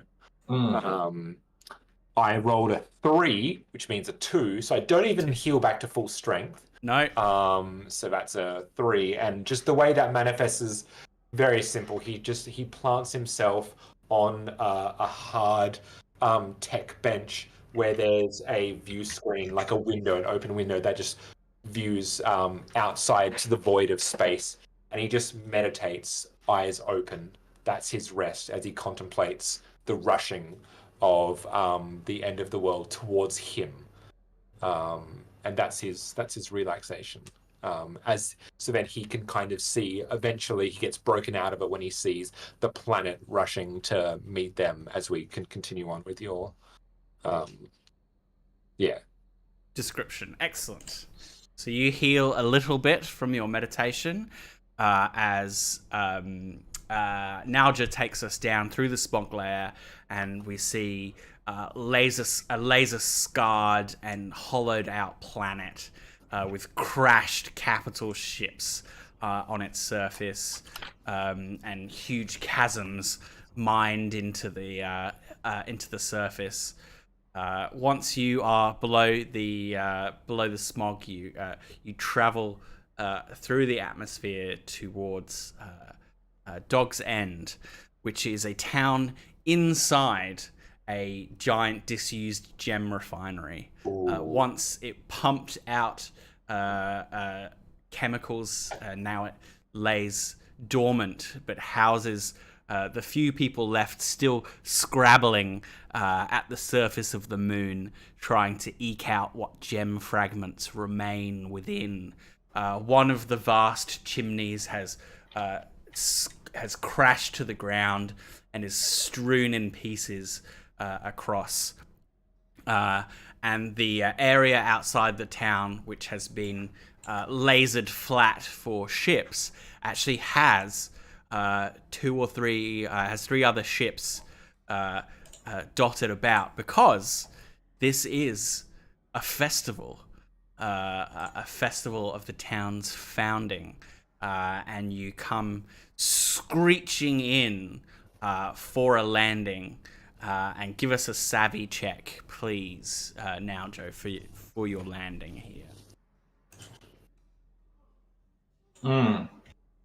That's a Any way 5. that magic can be helped in the dark. A void point, and it's a hard landing. You can narrate our hard landing, and we'll lose one condition on the spacecraft. Can you give us what happens? How does it get out of your control? Does something break? Does one of the gears not deploy? How does it happen? I think one of the fuel lines doesn't trigger. So for the reverse thrusters, and so you know how ships kind of do that action and then land. Yeah, and there's usually a bit of thrust that way. Retro rockets. Yeah, retro rockets. Thank you. They don't deploy, and so we go down. We go down and up, and then just straight down. Yeah. There's no padding. There's no padding. There's no suspension. There's no.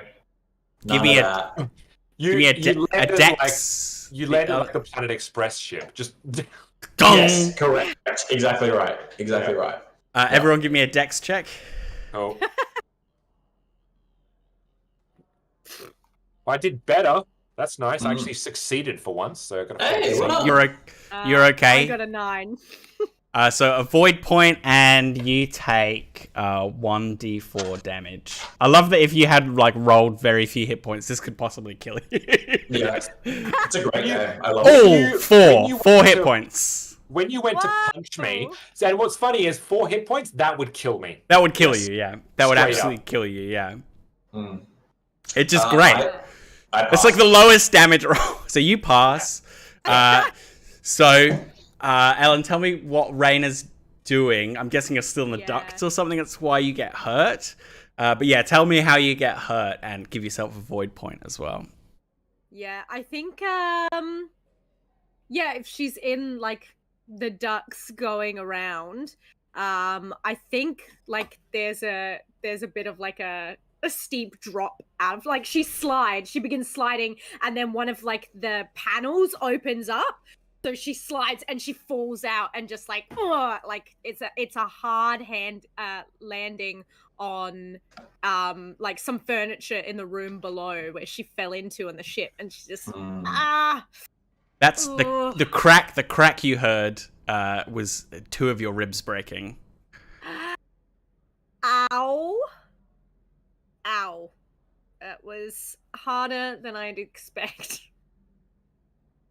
That's a good question. How big is our ship, do we imagine? Is it just a small, freighter, large enough just to house, the 3 of us? Almost, are we in close proximity, or so it has so I'll tell you what it has on it as standard. Cool. Before you add other modules, they give you a sense of kind of how big it is, right? So the standard modules, it has a command center, which is the bridge, crew quarters, with room for a bed per person and not much more.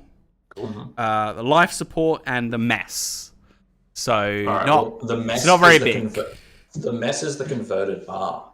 Yes. Or unconverted bar part of this. And so it probably, as the supernova, was a bit of a luxury kind of like place. Like only like 2 or 3 bar people were captain, and like it's a small kind of like entertaining vessel. Mm-hmm. So it maybe was fancy and now looks shit. So like size-wise, smaller than the Millennium Falcon, because they still had room to move around in, but there's not a lot. Bit smaller, yeah. Yeah, a bit smaller. I'd say it's more like it's probably more like Serenity, right? Yeah. But Whereas, maybe there's even a few communal rooms, but like not much. It's fairly tight. Yeah, that's good for scope. Mm-hmm. Yeah. Anyway, I imagine I've fallen down in the bar. yeah, and you land on a bar stool. Through the Yeah. vents. Ow! Ow! Ow! Ow! Huh. Oh my god. It does look lively out there. Like I feel like it's very like. I think of that Firefly episode where they are like sitting around like fires and there's like a lot of like dancing and celebration and drinking and like revelry. Because it's like it's celebrating the start of the Gem War, right? It's like us going like this is what put us on the map for a time at least. So it's almost like a nostalgic festival because they don't have it anymore. So like I feel there's a sense of hope. Yeah, but it very quickly has the festival's in full swing. Like maybe it starts with a bit more hope and solidarity. By this point, it's turned into sort of a bacchanalian kind of chaos. Yeah. So there's whoops of both terror and delight as it's dark as you come out. And yeah, as you say, there are bonfires lit all around, and you see shadowy Pockets figures, of people. like either dancing or maybe fighting or fucking, or you've no idea what's going on out there in the dark, and howls, almost animalistic howls in the distance. This is what greets you as you disembark from the ship. So what do you do? He kind of like steps out and he like cracks his back. He goes, well, Raina, you've been sleeping for some time, yes? Like dormant, as it were. Did you ever experience a gem war, or did you happen to miss that whole cavalcade of shit? No, I was there. Unfortunately. Well, this Yourself? won't be.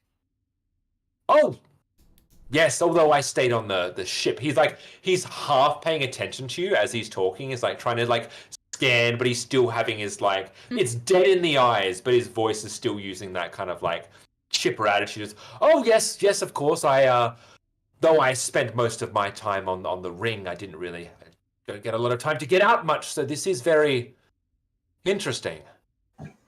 Yes. Boss, do you know where we need to go? Yes. No. Yes. Did we get the name of the...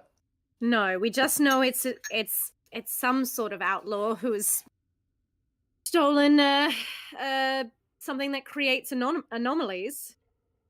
Well, so all right. either they're trying to stay in hiding or... No, that's fine. Wonder. I know where he is. Mm-hmm. I will, Nauja will separate himself from himself. Yes. Go forward in time to the time when we meet him, and then return back to this moment. And visibly how that manifests is you see his whole face split and him start to scream. I'm so glad that cut off. Thanks Discord.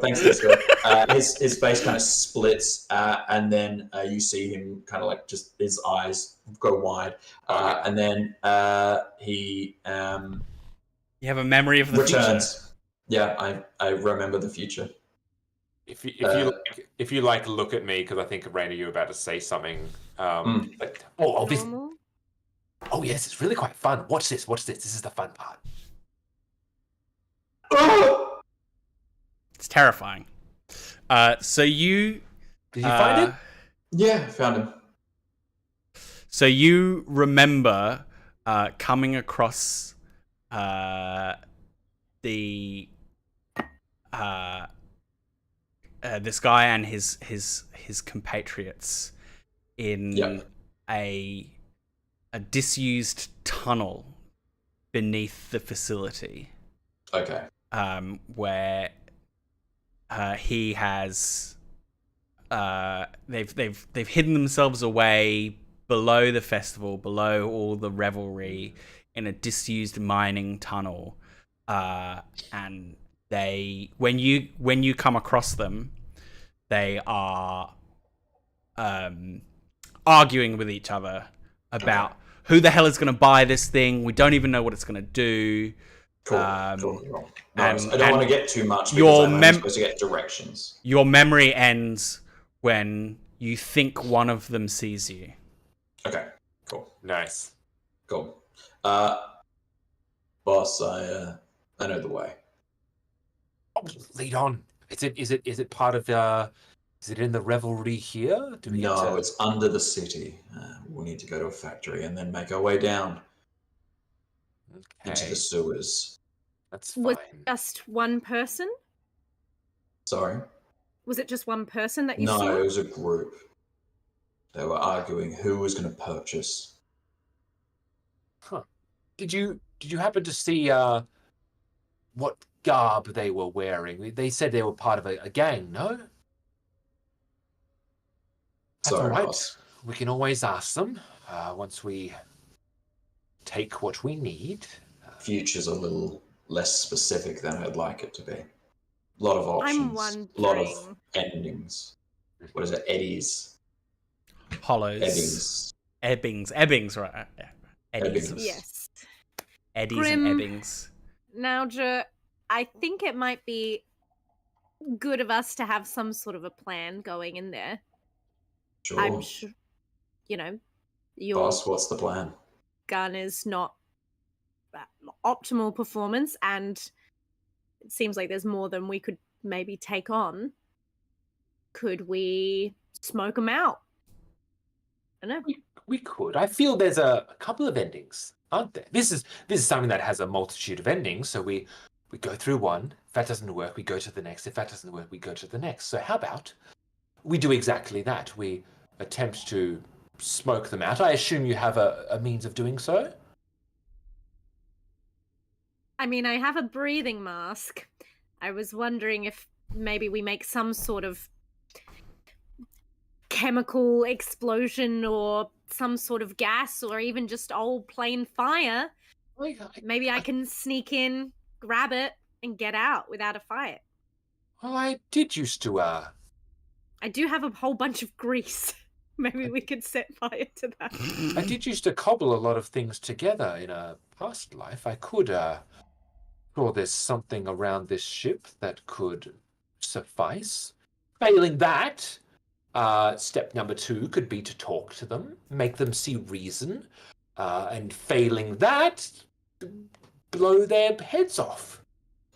Boss, we could try and buy it. It is true. Spend money to make money. They don't know how much it's worth. They want Maybe to not. avoid the perils of trying to find a buyer. We could be the inexplicable saviors to their quandary. Sure. That sounds like a good idea. I only have 10 credits to my name. I have a bit more. Should we go in looking to bargain and then if not, light it up? Yes. I really don't fancy getting in a fight. No, I have broken 2 of my ribs on the bar. No, I know you don't fancy getting into a fight. You made that clear. Yeah. Okay. It's one of the main reasons I'm still here. And let's I do that need to then. Get on with things. All right. Let's offer them the hollows, and if they disagree, we'll offer them an alternate arrangements. Boss, you happy to talk? Of course. Great. Once I quickly whip to the front door of my house and obtain something. Yes, boss. Quickly. I'm gonna get my things from the ship. Great. So he runs into the ship to grab some stuff. Yep. Second pair of underwear. Yeah. Do you know what he's grabbing? Or Probably What? some... Uber food? Yeah. oh right, sorry, I meant in world. Have you worked together long? Long enough. And do you get along, or is it purely kind of business? No, I don't know, boss. Do we get along? I think so. You and I? Yeah. Yes. I think we have a very we cohabitate quite well together. You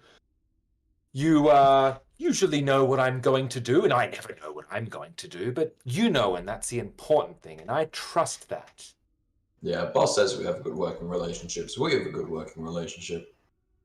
I don't rub everyone the wrong way, just No. most people. I mean, it's the only reason, like I said, the only reason I've gotten this far is just because I've been able to either run or sleep through most of it. So I get you. Not a lot of friendly faces out here in the void. What are you doing? Out of curiosity. Me? Yeah. Well, I'm gonna help us pay off this debt. Sure, but I mean, big picture. Longer term, look, I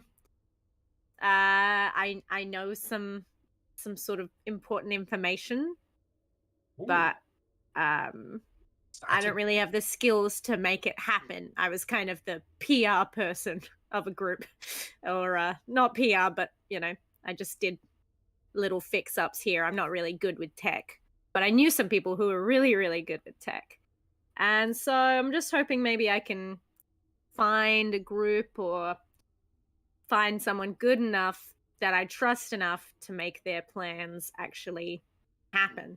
Your plans or their plans? It was kind of a group effort, but I was more on the schematics and they were more about making it happen, if you know what I mean. I do not at all, but... Me neither. That's part of the problem. I see. And they've died now, is that correct? Yeah. Okay. Yeah. Death certainly does happen. Yeah, with alarming frequency. So I guess I'm just trying to keep the dream alive, you know what I mean? But you have to hold on to the little things at least while things are the way they are. Yeah. They won't always be. Trust. Things are changing very soon. Now that you can see the future, maybe I could ask. But to be fair, I think I'm scared of the answer. Well, what was the question? Oh, I mean, I could ask if you could see into the future if things are going to get better, but I don't want to ask that because I think it's probably best not to know. Nothing ever gets better. Tricky question. Yeah. Anyway, do you have any matches? Grim? No. Well, Grim spent the time when he was out there on his ship making his space coffee. Also rummaging through his kit, his engineer kit. Because I've got a multi-tool, I've got a fusion welder. You can start a fire with a fusion welder, yeah.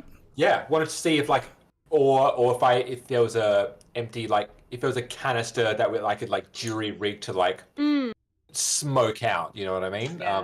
Kind of break something enough that I could start a little reaction from it. If we wanted to use that as a if there's a part on the ship that isn't workable enough that we could feasibly use it on the ship, but is workable that I could make. You could absolutely take something apart. Yeah. Yeah, I think he'll find some what constitutes the storage area of the ship.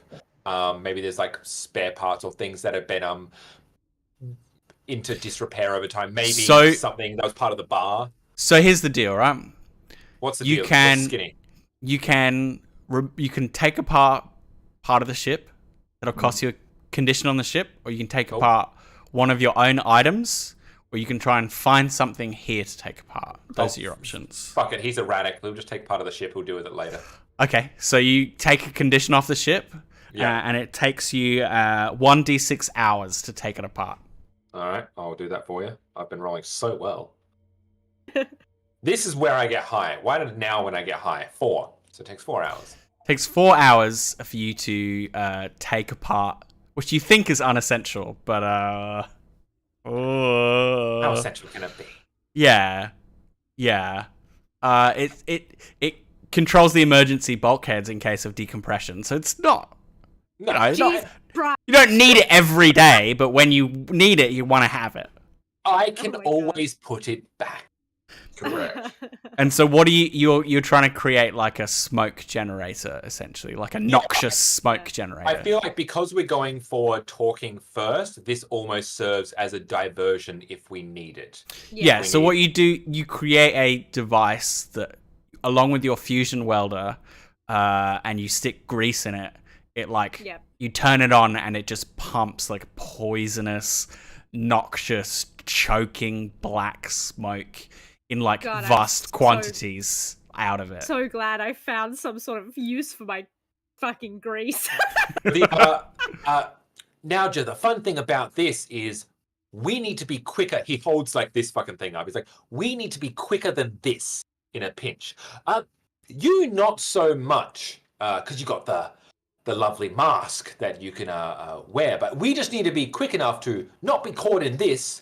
But you've got the gun, and I think this time I'll leave it to you to use. I feel you're much better at that than I was.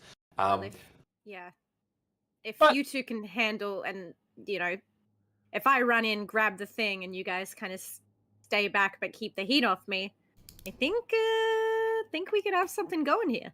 And that's only if they don't accept our agreement for payment, because I think that is a good shot as well. Nauja you both had a really good point, so I like that. Was there any chance during this 4 hours for me to have some sort of nap in my little pod? You need 8 hours to. Are you going in your pod? Can I go in my pod for 4 hours? Because you have the pod, and it is your advantage. I will let you do your body roll with the shortened time that you have, because your advantage for your class. Your body roll. I imagine it. My body roll. I imagine it just kind of like it's like a chrysalis, and it kind of forms around me. Chris. Well, it fills with a milky white substance. Fills with a. Never say that again. It's literally called something milk. Have you seen Demolition Man? Not for a while. Oh, damn. Is that the Sylvester Stallone one? Yeah. Mm-hmm. It's so good. Anyway. Shit. Right. Oh no, sorry, that is a 4. I get 4 back. Nice. Minus or plus your body. Yeah, that's a 4. Yeah. Because I rolled a 5. I'm back to max, baby. That's good. Milk in space. I imagine just as you're kind of fixing as you were kind of as Grim and Raina were talking, it just kind of forms around her, she's still sitting on the couch, but and then once you're finished, it's just kind of opens it out, climbs out. And you could see that he was talking the whole time to you. He just did not stop talking that whole time. I just kind of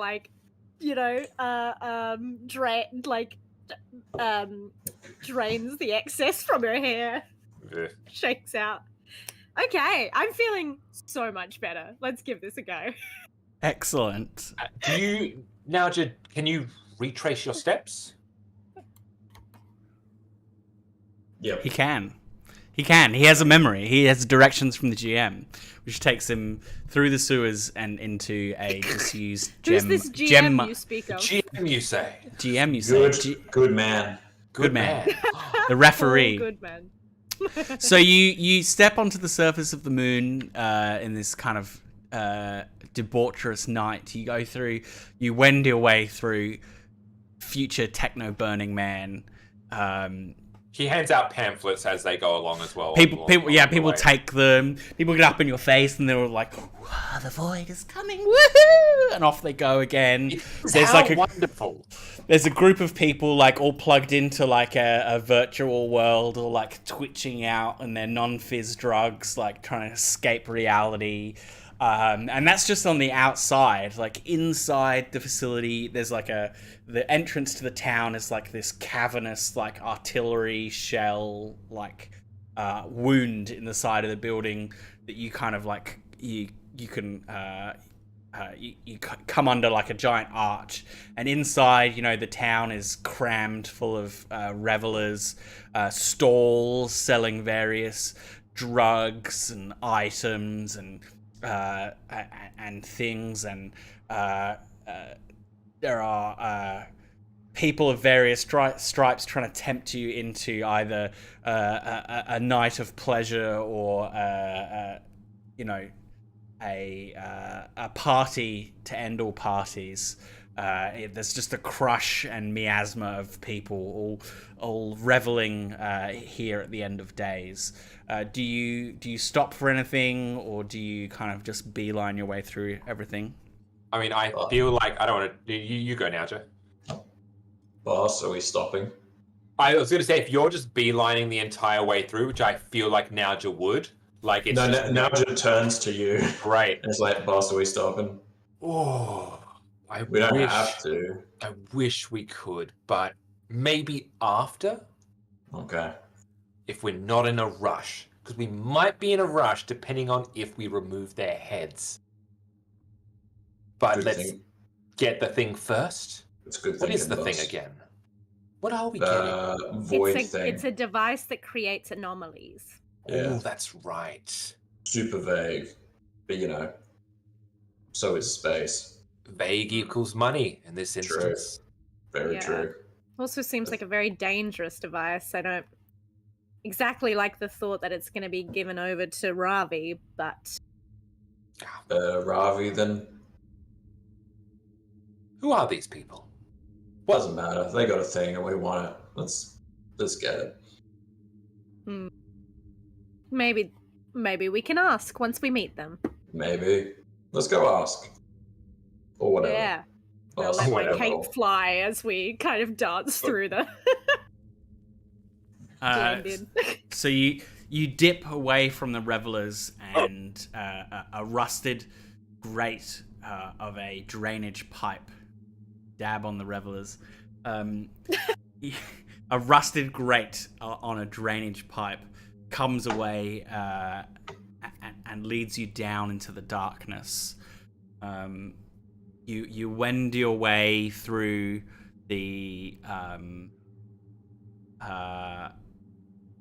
bowels of the facility and slide out of the broken pipe into a disused mine shaft that follows the roots that have grown into Inaro that used to house these gems in pods, but they've all been scraped and scoured away, and the roots themselves have calcified and died as they've been exploited. And you feel the air get even thicker and heavier as you go deeper and deeper, and your memories lead you past several forks so that you don't get lost until you hear arguing, and your memories, your reality catches up with your memories, and here you are coming across the ring gangers as you did in your memory of the future. At the moment, they haven't seen you. They're arguing amongst themselves, and there's abandoned equipment and stuff you could hide behind if you wanted to observe them. But obviously, you'd need some sort of savvy check to hear them without alerting them. Do you guys want to set up your trap? Well, if I leave that with you, Rain, Tide, do you want to be the one to set it off if need be? Because I'm going to be going up and talking to them. So I And I'll feel be going with him. Sorry? I'll be going with him, so it'll just be you. Okay, how hard is it to activate?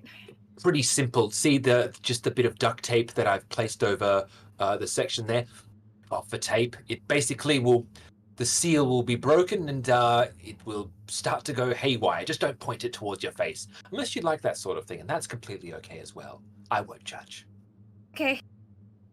Do we have maybe is there like a word for when all shit hits the fan? If you hear gunfire or Okay. a scream of pain, I or mean, something that doesn't sound good.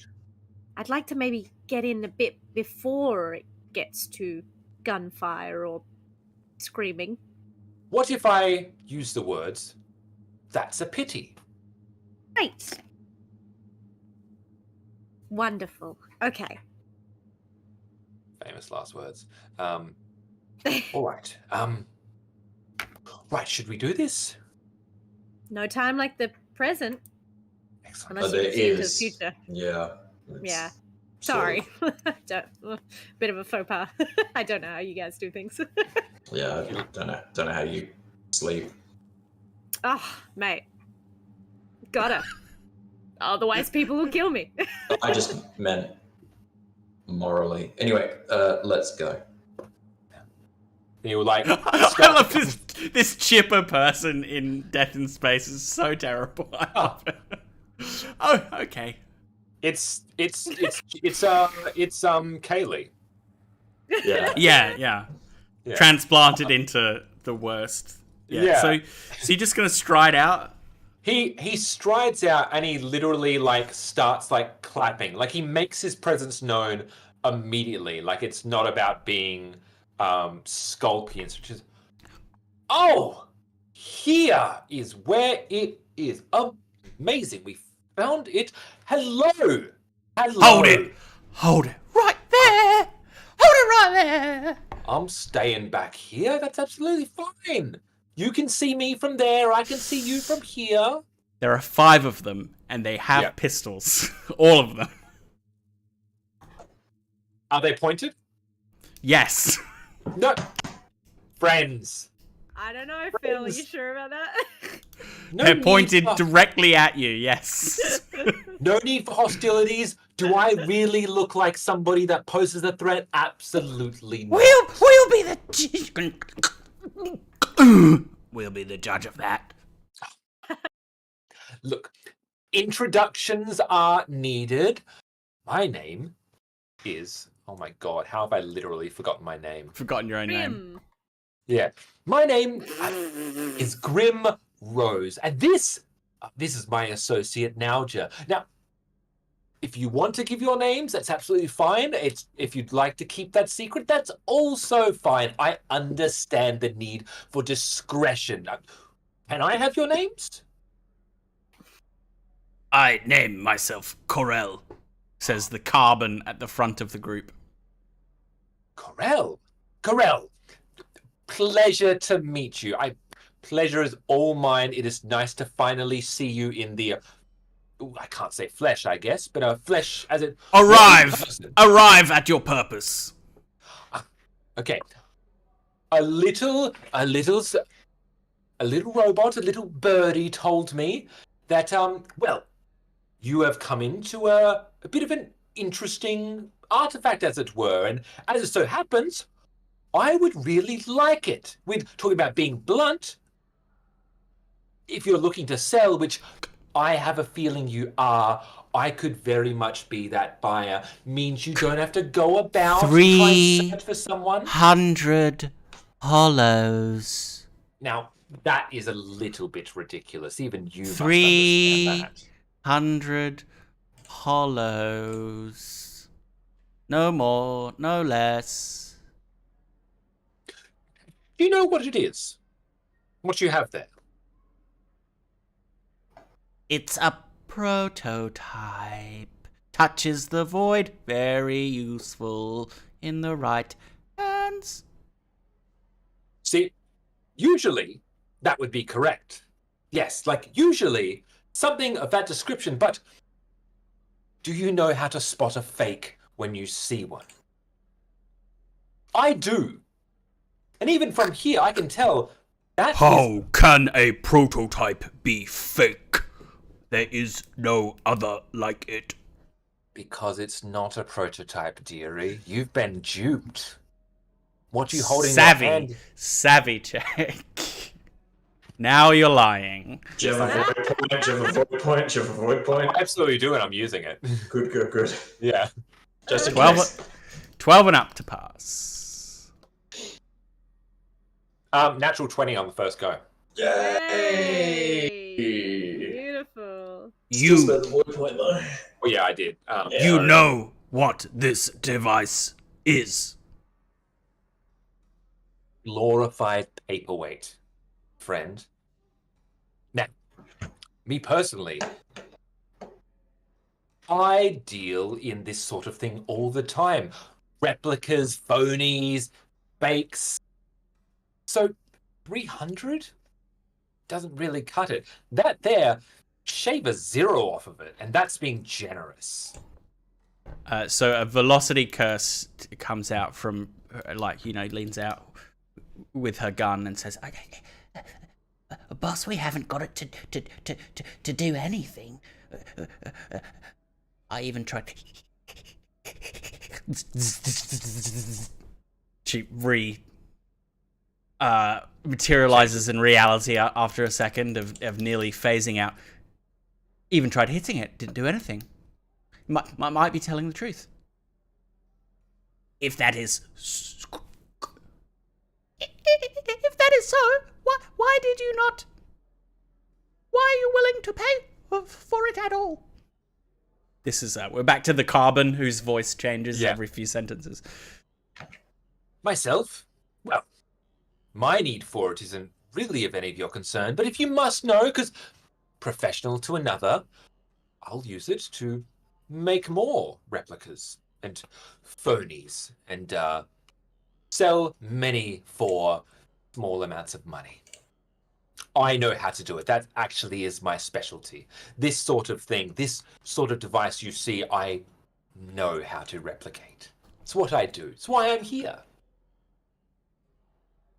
Give us the 30 and get Ravi off our backs.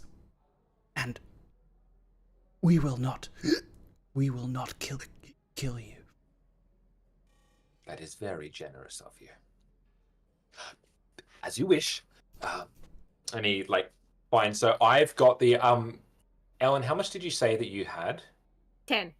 10. Great. Well, I've got 21, I believe. You should have more because the guy that I killed had some money on him. Yeah, I did too. So yeah, I can take the 30 out of my own stash. So it's of no consequence. You did say knock a 0 off it, and you rolled a nat 20, so that's the price. 30. He pulled the 30. He pulls the 30, follows in like a nice, oil slicked brown, kind of sash, and tied up. And he'll take a few steps forward.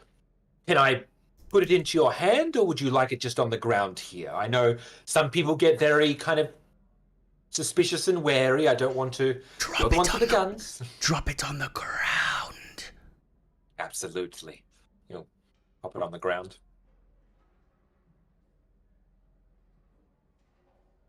Now leave. The device.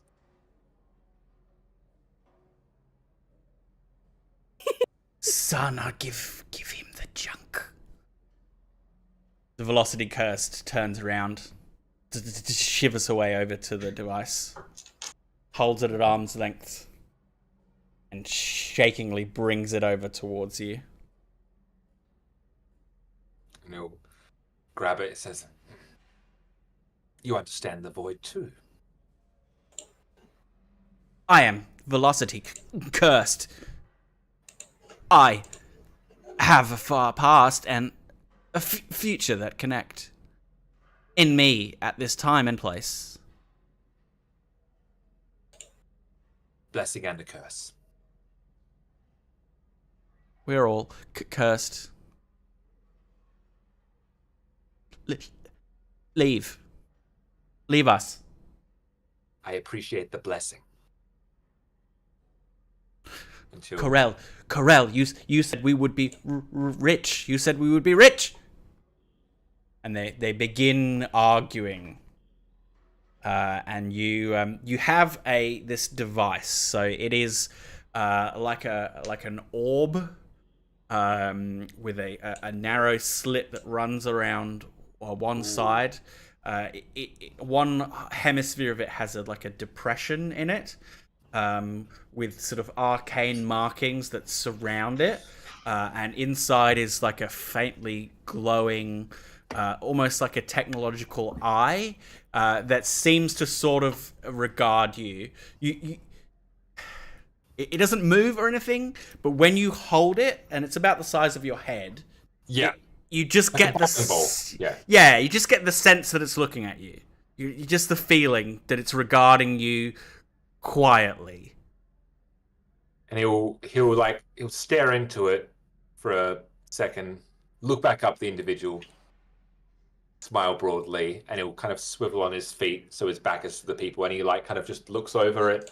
Now just like yeah, cool. Start walking back over to Nalja. And I think that might be us done. Great work, boss. Always believed in you. No doubt in my mind. Well, let's go. Yeah. When it's safe to rejoin them from the shadows, I'll just go. So, do we need this? So, I mean, it might come in handy later, but I'm also willing to bet that some of the materials inside might be volatile. Well, we can always put it back into the ship if we need to. If you give me a few more hours, let's bring it back just in case. It's a shame we didn't get to use it, but I understand. I mean, better those materials go back in the ship, I would think. Yes, I am also just interested in. I'd like to use my material analyzer to get a reading on this thing. Right now? As we're walking. I think maybe Yeah. Maybe I'll wait until we get back to the ship. You're gonna wait till you get back to the ship? No, fuck it. I think I'm overcome with Curiosity? That's a better and also choice. Just yeah, give me a tech check. Yay, check. Great. Check. With advantage for my thingy? No, because it's an unknown prototype. So no advantage. It's too weird. I love Unless that. you spend a void. Unless I spend a void. Yeah. I have rolled a 13. That'll do it. Spent any of my voids. So Oh well. you are holding it with your materials analyzer and staring into it and the eye, and you kind of forget the readout of it, and you're staring into it, and you get transfixed, almost hypnotized by it. And before the around the seam starts to hum and hiss with a little static, and as that happens, you're just able to tear yourself away. You think you were moments away from something happening as you stared at it, and your materials analyzer just says null, null, null, null. You think that maybe it houses it's like a void containment, it has a bit of pure void inside it.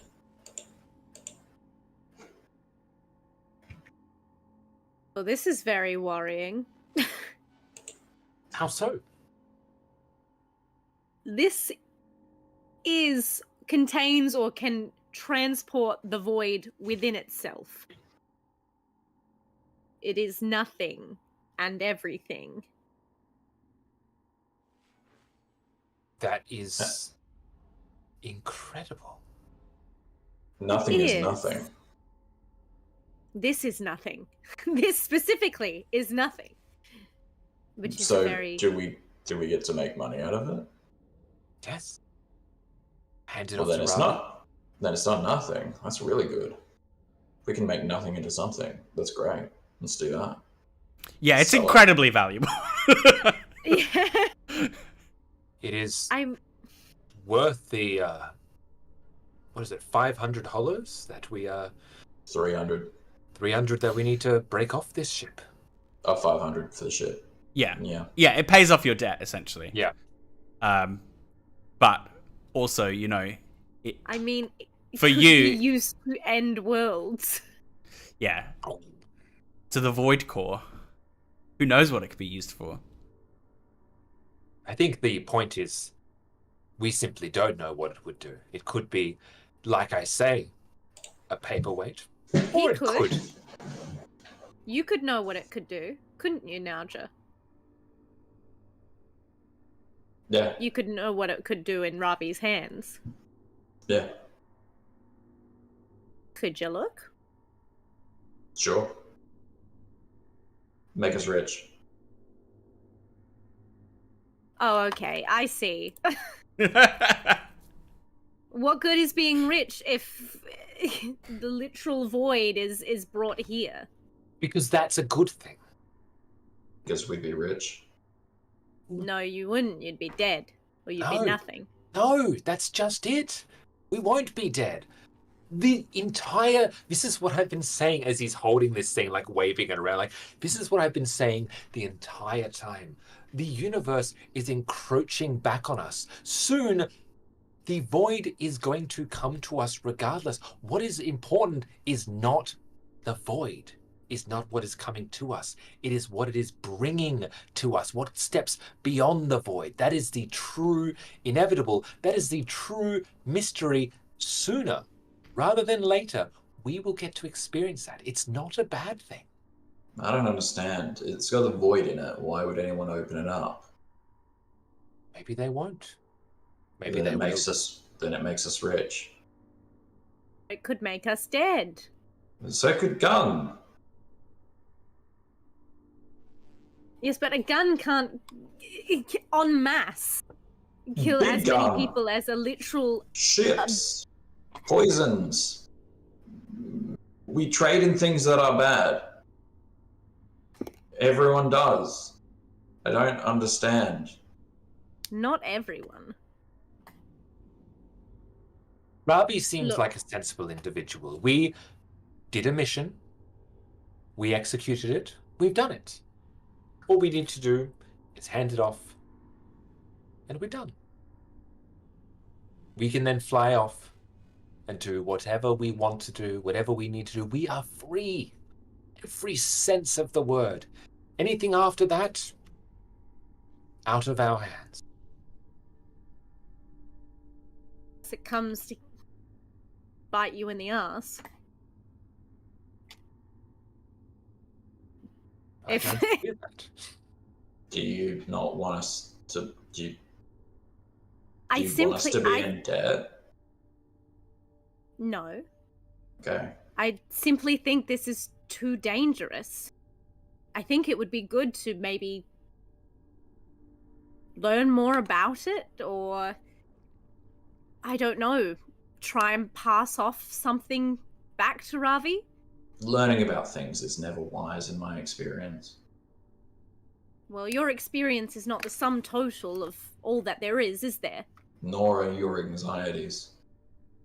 No. But I have seen quite a lot in my lifetime, and I can recognize patterns here. This is the same thing that happened with the Gem Wars. Can we discuss this back on the ship, at least? Yeah. This conversation comes to an end as you emerge back into Dog's End, and the cacophony of the festival makes it difficult to have such a fractious conversation any longer. You make your way out of the old refinery itself, back through the wound in its side, back through the revelers all camped outside as their revelry goes on uninterrupted into the depths of night. and find yourselves back aboard the Supernova. I'm going to look through the Supernova to see if anyone's boarded our ship while we were away. Savvy?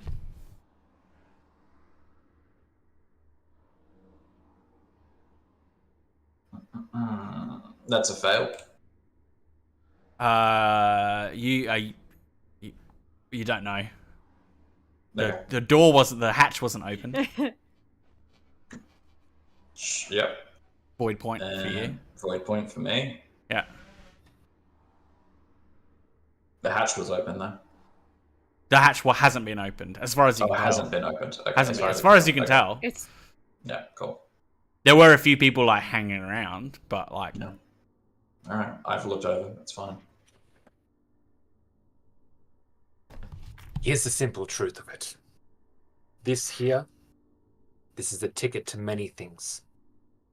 Hollows, fuel, freedom, and choice. Choice and opportunity. Without this, we simply do not have any of those. I've spent enough time worrying over my lack of choice. We don't need that. If you want answers to this thing, you've got your readout. We can explore that to our heart's content at a later date once we're free of that shit. You have the necessary information, but we don't need this. We do need fuel. We do need hollows. We need what's out there. Are you good with tech, Grim? Yes. That's what I know. And I show him the readout. Can you make any sense of this? If you can, the knowledge is the most important thing from this. I think Nudge is right. Tools are tools. But if this is given away without anyone to carry on that knowledge, then I think we would have done ourselves a disservice. Over time, yes, I believe I can. The void and everything it contains and everything it represents and everything that we do not know it represents is of my interest. That's what I know. Boss, I'm going to start firing up the ship if that's cool with you. Absolutely. Yeah, no worries. Phil, I'm going to start firing up the ship. Yep, the engines shudder to life, and it's low gravity, so you just need the one fuel to get back into orbit and back to the iron ring. Yes, there's a brief moment you think perhaps it's not going to, but yes, you fight gravity and you escape the well of gravity of Inaro, and you start to lift into the heavens. There will be several hours ahead before you can get back to the iron ring. Do not mistake my desire to complete the mission for a lack of interest in this research. This interests me greatly. We can do both things. We can satiate our curiosity, and we can travel among the stars. Both are possible. Both should be done. I mean, who says there's more than two? There isn't more than two options here. You seem quite deceptive. Don't take that as an insult. It works. I've been called worse. I think it can be very useful, and you proved that with our gang friends there. I mean, it's a good lie. It would be a shame to waste it. Could we make something that could replicate this? I doubt. Well, I mean, I can't say for sure. But Ravi was vague on the details. C was vague on the details of what exactly this thing was. We hand something off that can recreate this reading. we still have the power, and we have the knowledge, and we have the freedom. He kind of lets this sink into his mind. He really studies this object. Is it something that he thinks he can pass off? Okay, so give me a tech check.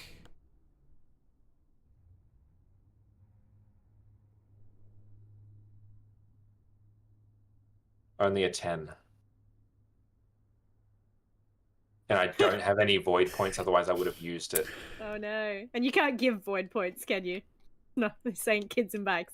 Kids in bikes? Kids Now, on you say bikes. you really study it, right? He said you really study it. Yeah, those are my words. You find yourself looking into it, drawn into it, Oh no. unable He's to looked look into away. You cannot free your eyes Yep. from looking at it.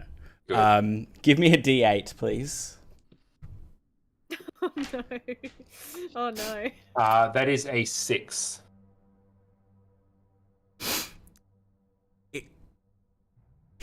The back cracks open and it hisses. Static fills all the speakers in the old sound system that used to blast music. Instead, a screeching static fills the entire supernova as a cloud of Aurt flies bursts, crawls from the void core. A swarm of tiny flies that forms the shape of a large fly. And it can communicate by changing its shape. The most cartoonish of enemies, I think, I could have rolled. Potentially, Alright.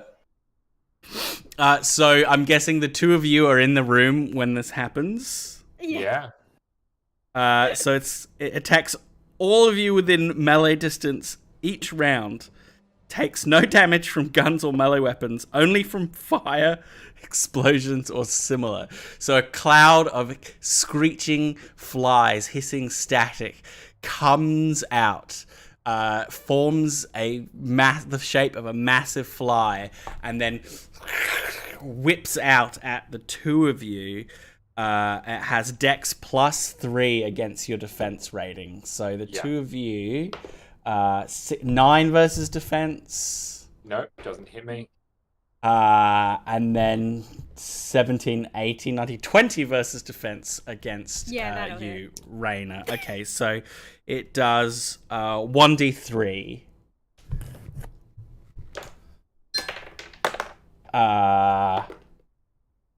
So 1 damage to you. Okay. As these flies burst out, and before you can react, they're getting at you. They're biting at your face. They're trying to get inside your clothing, and it forms back together and sort of like points curiously around the room, trying to work out what it is, where it is, and why. And it chooses you, Raina, to go next. Okay.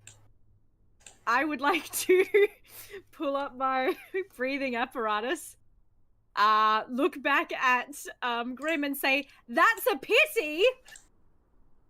and throw down And set off the device. Yeah! I can't go anywhere until it's my turn, so I'm gonna take the brunt of that.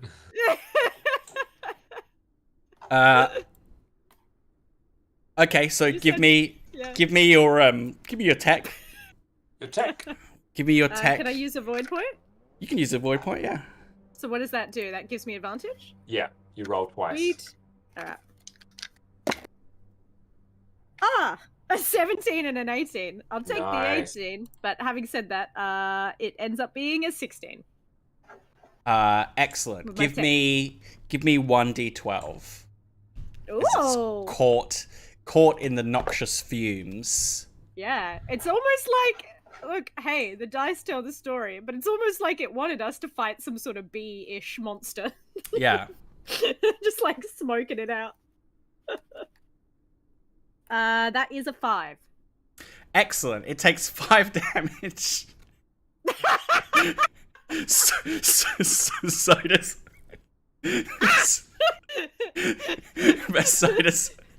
does Sean. Against So my does Grim. Your defense Oh, rating, okay. yeah. What's 13 for me? No, the Oh, the 18. to went hit was past to it. 18. Yeah. The hit The was damage 16. is Yeah. it's 18 minus. He's straight up dead. yeah. You're into death saves. Yeah. You're into death saves, yeah. So you roll a body How body did you check. not know that's what was going to happen? You Roll know a I body- have 3 hit points. Roll a body check. Body check? Cool. Yeah. I forgot. That is a whopping 9. So, roll for me. Where's the death in space table? I had it up before, so would you like me to narrate my my true ending? Yes, please. So what happens is the noxious fumes burst from the device, and the cloud rushes forward and collects both your companion and the Ort flies, and all of them drop dead. By the time the smoke clears, both of them have died. But this is not the way Grimrose was meant to die. Mhm. Grimrose was fated for another death in space. What was that end? Grimrose, as the object gets thrown down onto the ground and the fire starts to pulse out and the gas and it envelops, it almost slows down. It goes like time freezes and he can see this going towards him. And in his mind's eye, he sees a vision. It's Grimrose out, not only in the void of space, it's Grimrose seeing the void rushing to meet him, seeing the end of the universe rushing to meet him, and he is out in space, ready to touch it. His EVA suit on, floating within space, as he feels the life start to be sucked out from him, as he's drowning. He's drowning in his own EVA suit. The alarm systems ringing in his ears as his helmet, there was a cooling system failure, and there's warnings, but he doesn't care because he has seen it. He's staring beyond the void as the life slowly seeps away from his eyes. That's how he was meant to die. The smoke clears, you just see his twitching form. He's hacked up all this black blood and bile, and it's just pooling underneath his mouth, and he lies there dead on the floor of the bar, with and the void core rolls, echoing to a stop.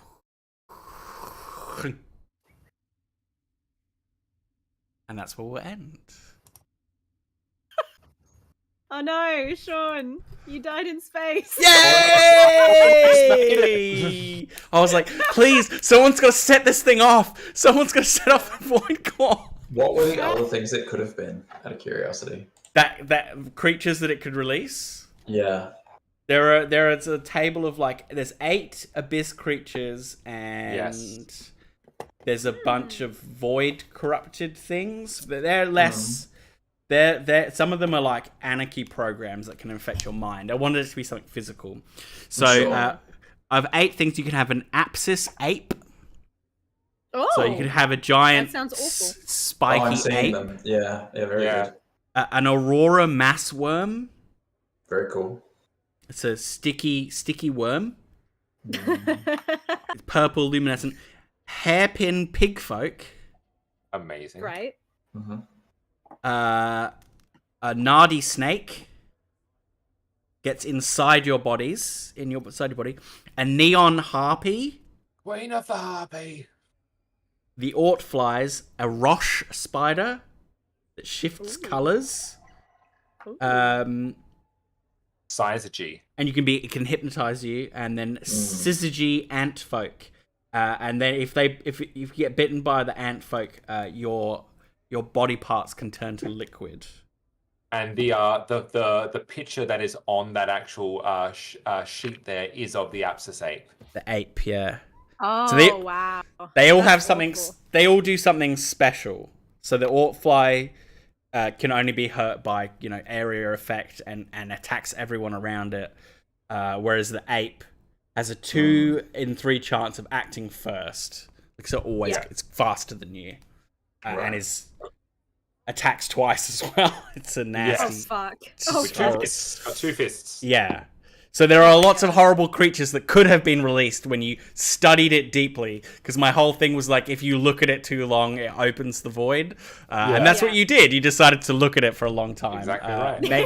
Maybe on You're purpose. welcome. I don't know. So that's Death in Space. That was us Yay. making our little characters and then immediately killing them.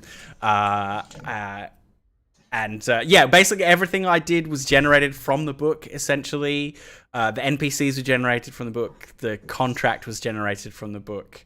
And you could just make up cool space adventures. Yeah. We could carry on with... It's amazing, like, get set and play kind of game. It is good really that awesome. way, yeah. Yeah.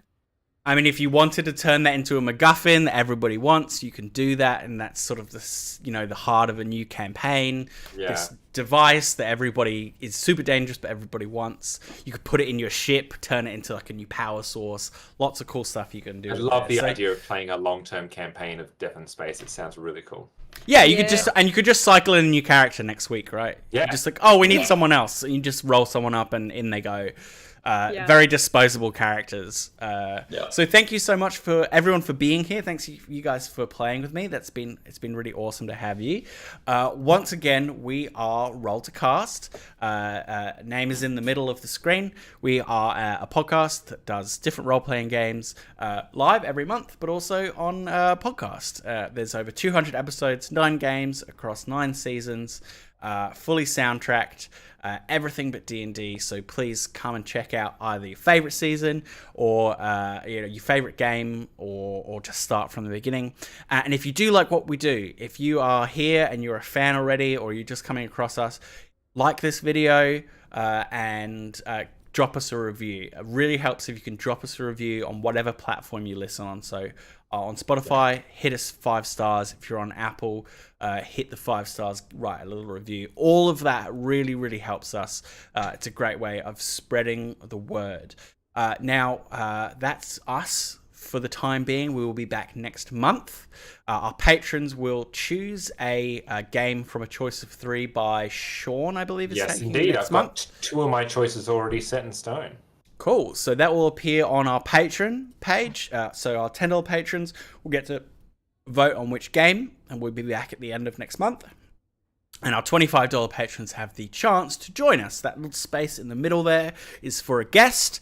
So our patrons can join us and play if they feel like it, and join in with a little ad hoc role playing. Yeah. You too could have died in space. You too could have died in space. I could have tried to kill you. I almost killed Sean several times, which is delightful. But I think that's about it. Yeah, pretty much. Share the podcast around with a friend, maybe Please 2, do. maybe 3. Yeah, do it. Retweet a thing or send someone this weekend or this week a message with our podcast in the message as a tweet or as a Facebook message or whatever, however you talk to people. Shill for us. Yeah, if you also want to give us a little cute little fiscal boost, but you also want to get something out of it that's not playing with us or getting the podcast a day early, you can check out chroniclecards.shop.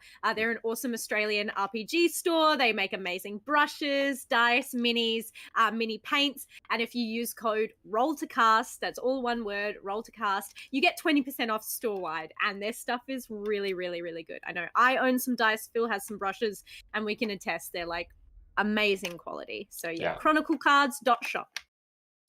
So that's us for the month of August. I have been Phil, and I was joined by Ellen. That's me. Chris. I don't know what else to say. Hey. And Sean. Bye. See you next month. Bye. Bye. Bye.